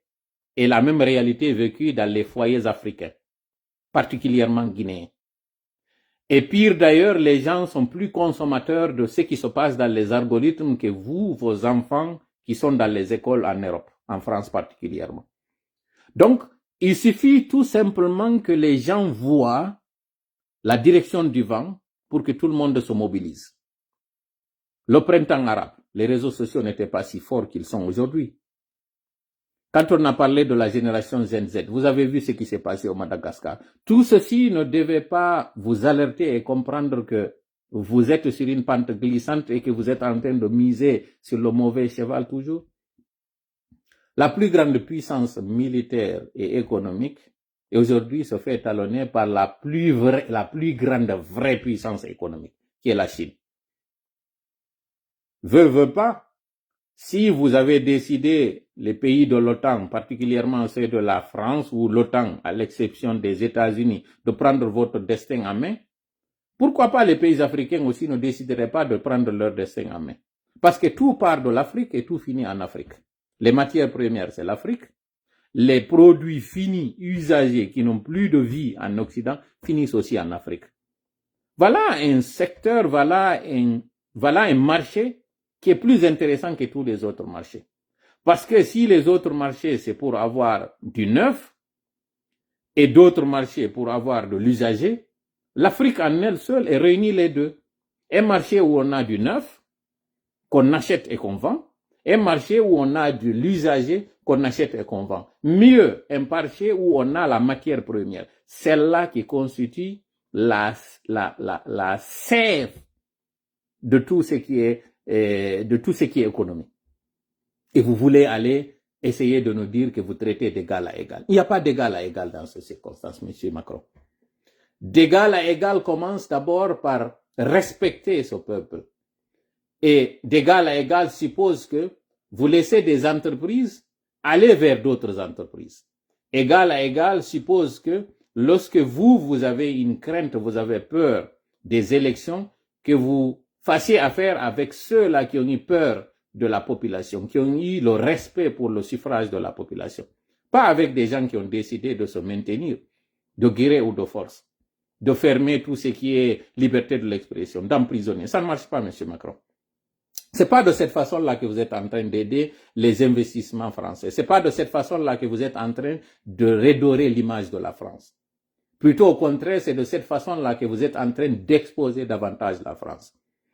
Et pour finir, avec tout le respect que nous vous devons, la France a eu des colonies. À un moment donné, ces colonies ont décidé de s'affranchir de la colonisation. Les années 60 ont été ces années dites d'indépendance. Après les indépendances, se fit le retour de cette France par ce qu'on appelle le néocolonialisme, l'impérialisme, où vous avez décidé de vous maintenir à travers ceux-là qui vous ont chassé hier, préférant faire affaire avec eux au détriment de ceux-là qui les ont portés au pouvoir. Ce fit la complicité entre ceux-là qui ont prétendu agir au nom du peuple et vous qui avez prétendu quitter parce que le peuple ne voulait plus de vous. Les années 70, ce fut des années où ce fut des coups d'État. Les années 80, vous avez installé ceux-là que vous voulez. Les années 90 vous ont rattrapé. 2000 est là. Le peuple est désormais réveillé. Mais si la colonisation que vous avez très mal digérée vous a coûté ce que ça vous a coûté, et vous voulez revenir par la petite porte, sachez que nous sommes à l'ère de la deuxième vague d'indépendance. Cette vague d'indépendance qui, à ses côtés, le cinquième pouvoir qui est celui de la technologie, ne va pas vous laisser. Parce qu'à la fois, si avant, vous étiez en train de faire des exactions en Afrique et que vos mandants ne savaient pas ce que vous faisiez réellement en Afrique, cette fois-ci, le peuple sait et voit tout ce que vous êtes en train de faire. C'est-à-dire que lorsque vous voulez aller faire affaire avec des despotes au détriment d'une population, non seulement cette population va inonder vos pays à travers des immigrants illégaux, vont surcharger vos systèmes sociaux Et finalement, ce sont vos populations qui vont se lever contre vous. Et les mêmes populations que vous avez aussi réprimées de l'autre côté vont se lever contre les leurs. Et finalement, c'est tous les deux chefs qui n'ont pas écouté la voix du peuple qui vont partir ensemble. Mais pire, ça va être une débandade. Cette crise économique que le monde dont le monde traverse actuellement a pourtant une solution. Cette solution, c'est quoi? Laissez chacun gérer son problème à sa façon. Occupez-vous des problèmes occidentaux, les problèmes de vos populations, laissez les populations africaines gérer leurs problèmes. Et que ce soit vraiment dans une relation gagnant-gagnant, dans une relation de respect, un respect mutuel. En d'autres termes, pour faire simple, laissez les Africains choisir leur chef. Laissez les Africains trouver leur voie pour s'en sortir. Ce n'est pas à vous de régler le problème du monde. Vous n'êtes pas l'église, vous n'êtes pas Mère Teresa, vous n'êtes pas le père, comment s'appelle ce monsieur, vous n'êtes pas l'abbé Pierre. Vous avez vos problèmes que vous devez gérer. Mais lorsque vous prétendez gérer les problèmes africains alors qu'en réalité vous ne faites que les compliquer et pire, vous êtes en train aussi d'exposer vos pays, là ça alerte. Sur ce, aremi do artude pulal, katawata live on o timmini do 1h31 minutes mi haɗa waɗo. Jango no mi wiri non si en wawi gaynude live on tinna mi artoy. Préparé hebilo ɗon ko yimɓe tato moño fewtude ɗo mi yewta. Njulaɓe ɓen, maître lekkolɓe ɓen e soferɓe ɓen. Mangore nden ɓendi, crise ji ɗin woni o rouge kala ka ndarirɗa ko hakkunde ñamande nde tawata laggine yoɓali e hakkunde on crise mo tawata ɓe fokkitani mbuuɗi ala ɓe ɓokkitori ke cenɗe ɗen fop ɓe gollitiri kala ko woduno ko mondo on fewndo ɗo mo kala no wodi ko maapori. Joni noon haray ɗo no mi wirno on no miɗo mari morceau mo mi faala on heɗintinde kono ɗo e ɗum ɗon taw miɗo mari ɗo habaru labaɗo mo mi faala yon heɗito ɗo musidɗo meɗen on andi nde ñande e wolno wiwɗen yimɓe hari no tori en du'a fi procès ji ɗiɗi procès oya ko waɗo wonde yontere wonde fuɗɗade ɗo oya procès nun ko yontere landude nden ɗo fi affaire ñawoje wiwɗen goɗɗo e maɓɓe on ko wontirɗo sengo Europe. Alhamdulillahi rabbil alamina o addani en ɗo audio momi faala yon heɗito ɗo ko wonno haray woni ko feƴƴiri noon e ɗuma on haray jentitoɗen ɗo yewtere makko nde.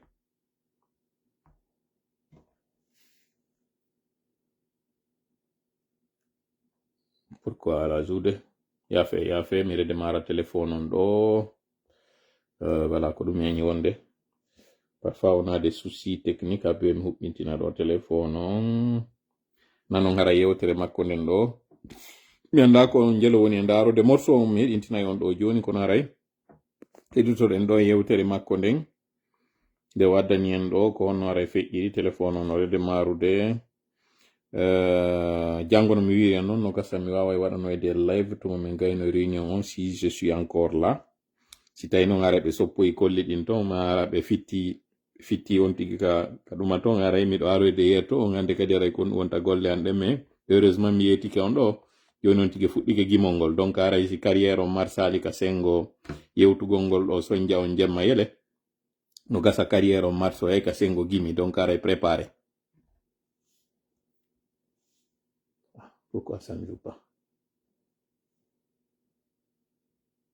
Il y a un problème là. Le numéro de mari, téléphone, ça devrait normalement fonctionner. Ok, merci John Miloyade. Minatoide quand échange d'eau. Peut-être que là, ça pourra jouer. Wait, ok, ici.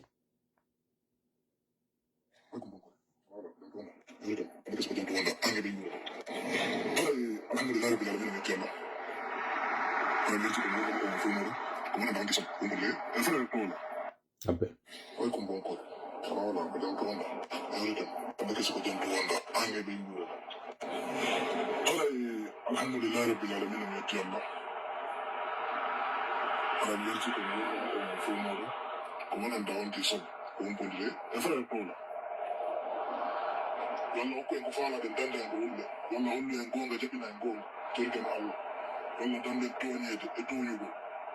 Welke man ba ko kanko wa jogiti ara mi yawno programme o alhamdulillah rabbil alamin wawa no yahude jam ko dene non kambe tigi darbe tayla no suudu tay plenton ani law yaade ni plenton tigi tigi on pour yete hala kan Allah dan ni ko fi ko sina kanko fo kutumo kutuni na no la wona no go say sabu je na la kay de kan non do alma wona no sabu mi yalta lendindo ara ni yurike ma ko en goto aray mi yalti kan yalta ni kan yanamdu tola frère tola depuis 2020 la suivre de min lanturi Allah kadi walla wade hunnaybe nanaybe fama ko yewtata en ko e hutoraybe ko yewtata ko bije buy e yewtere makko onti ala ila dano ɗuman e bije buy ɗo hajino to maɗo yewtata alhamdulillah min ko kanko hollonti laawi buy wallahi la weltanimo lantoranimo jam e kisiyo yo Allah reenumo ayna reenidamo dengure makko hokka mo duuɓi e cellal hollamo holla en fo meɗen combat mo woni lettanade yalla hollumo ko holla en fo meɗen gonga ka hiɗe wawi ka hoykema Allah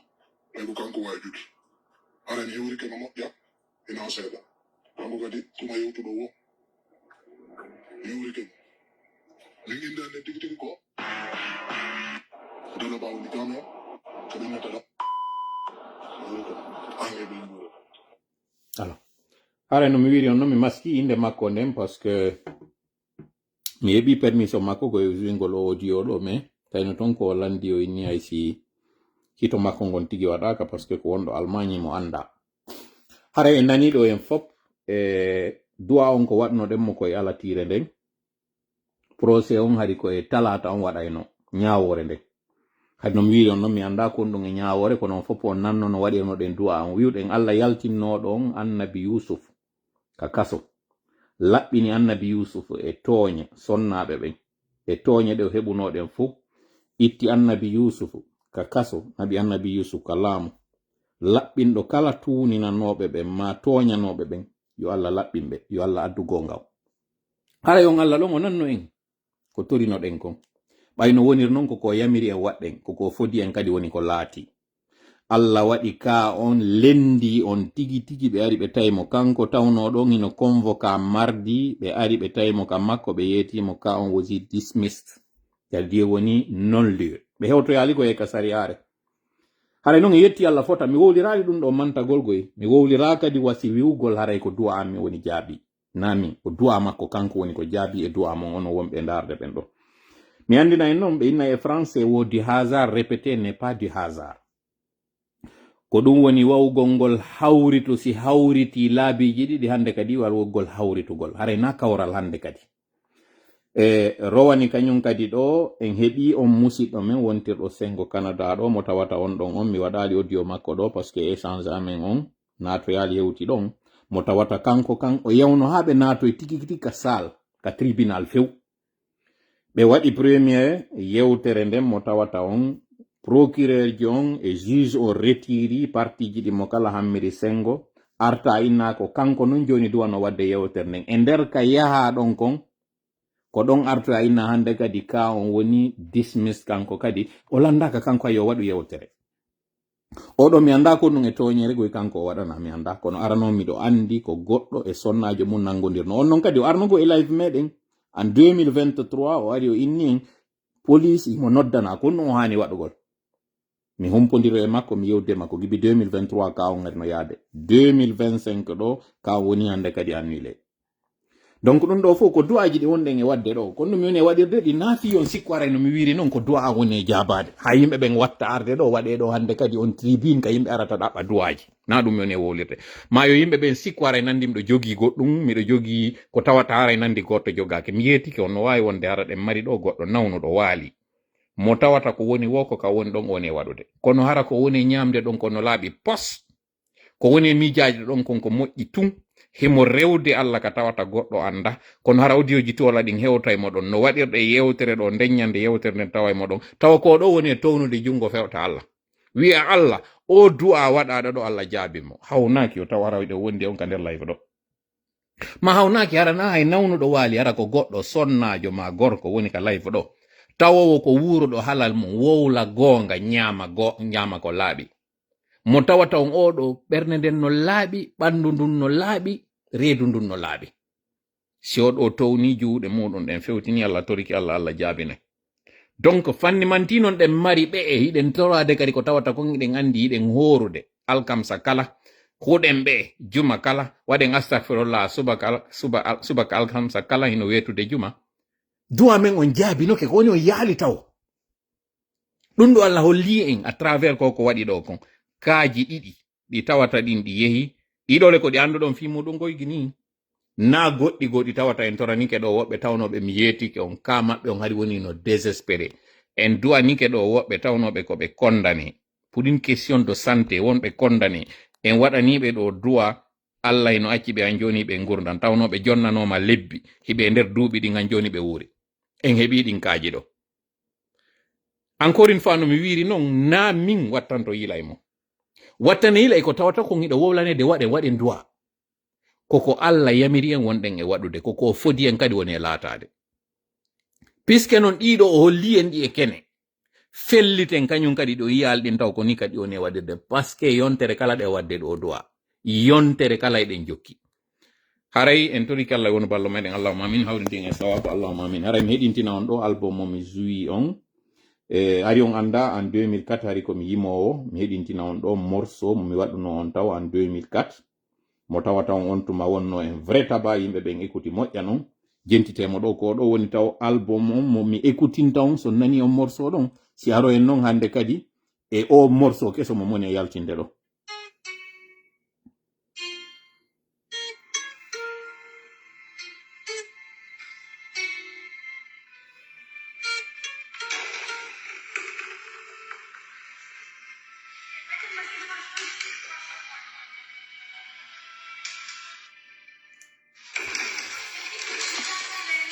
jentite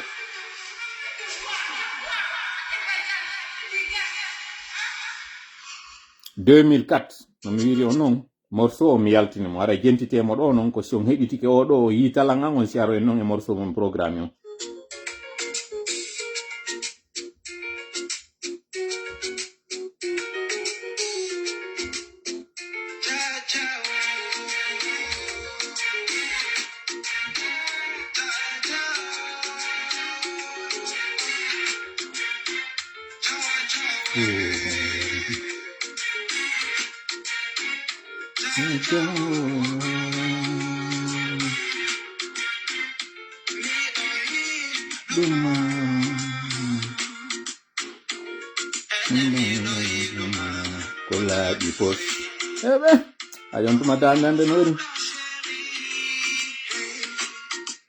ok o ganditi o morceau ɗo gandi o mbo yiɓi moy goɗɗo e waɗi kam commentaire ji ɗo joni Bademba justement Bademba marque son retour il nous vient avec une tuerie mo addanden ɗo addani en ɗo morceau mo tawata on ɗo écoutide mon ɗo écoutez-moi c'est Bébé Chocolat.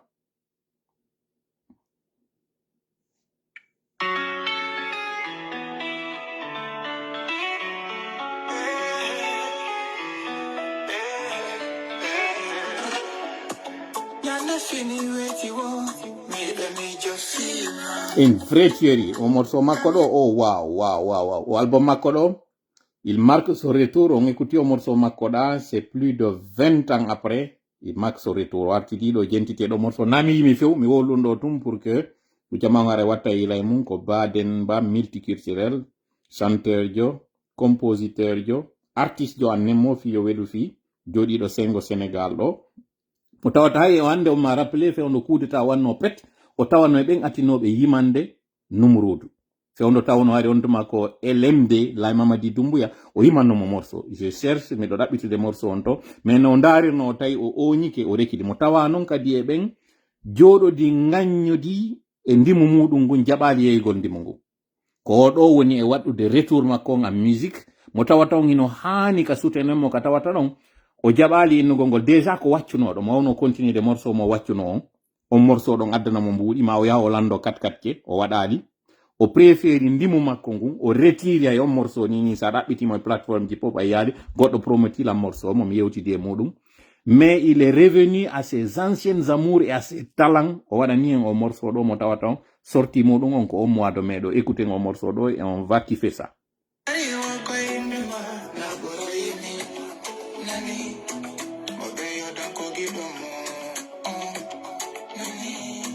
Oh! Bebalde do ari, c'était la fête des mères. Nos mamans sont nos vies. Nos mamans sont nos chéris. Nos mamans sont notre vie. Annemo. Nini rabe meden be ngibe hitti e meden. Jentito den do no mo kala en nango gido mudun, c'est le morceau de Bademba.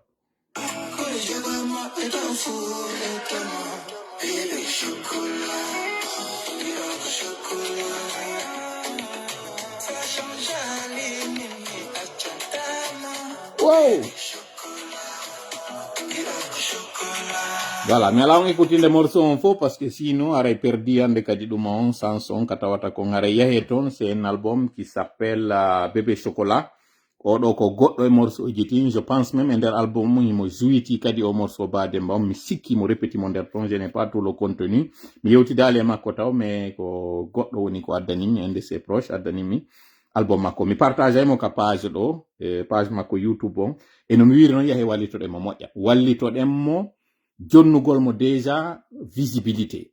Ɗo yew e piiji tawɗi ko ɗi merente, mi andina jama tawɓe ɓe ngaray ko joni ɓe ampi en ɗo. Désormais, kala mo abonaki e page Frappon, yatta en live jiɗin. Kala on tawoɗo on kañum kadi ƴetti contenu ji meɗen ɗi yehi partage ɗi ara wi au revoir et monétisation page maɗa on. Min nalde page maɗa on taw kanko. Mais monétisation maɗa on ara wi au revoir e mo ara wayno mo. Parce que min jokka e page maɗa on ha page maɗa on anye kadi o ɗannine. Parce que hande kadi sabu ko tawata ko yimɓe koye page go woni yaade ton ƴetta contenu on ton yimɓe ɓe ngala heɓude no ara abonora ɗo. Donc puisque non c'est le cas ko question de communication wonɗen hande kadi en hewti niveau mo tawata on est en train de faire le bilan. Et encore une fois no mi wiri non, jonnugol merente on doole ko jonnugol gonga on fofere. Haray o morceau ɗo Bademba, je reprends encore le morceau mo tawata kon ɗo wonɗen e seedirde ɗo en jonnidiri rendez-vous ara janggo si Allah jaɓi.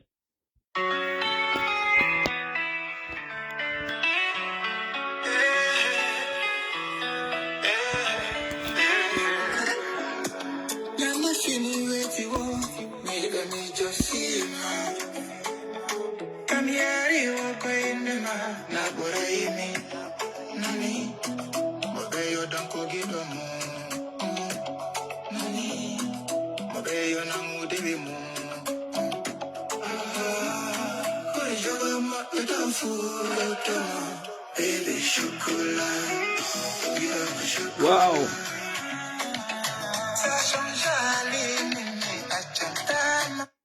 Voilà. Ok, aray so sanzali en accittatamo kanko kadi parce que yiɗo justement o sanzali are ngalamo accitude ton. Arten kañum kadi eno wiri nanen non ko Bademba multiculturel o waɗi album makko ɗo kanko yimuno morceau inetene ɗon Jaja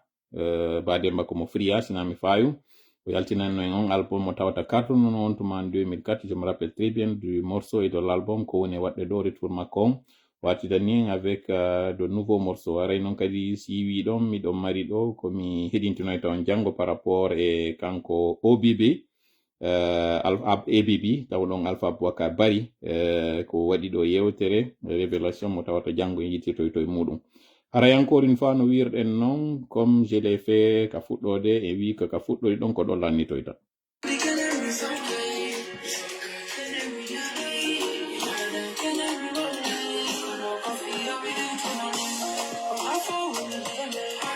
Hakkil.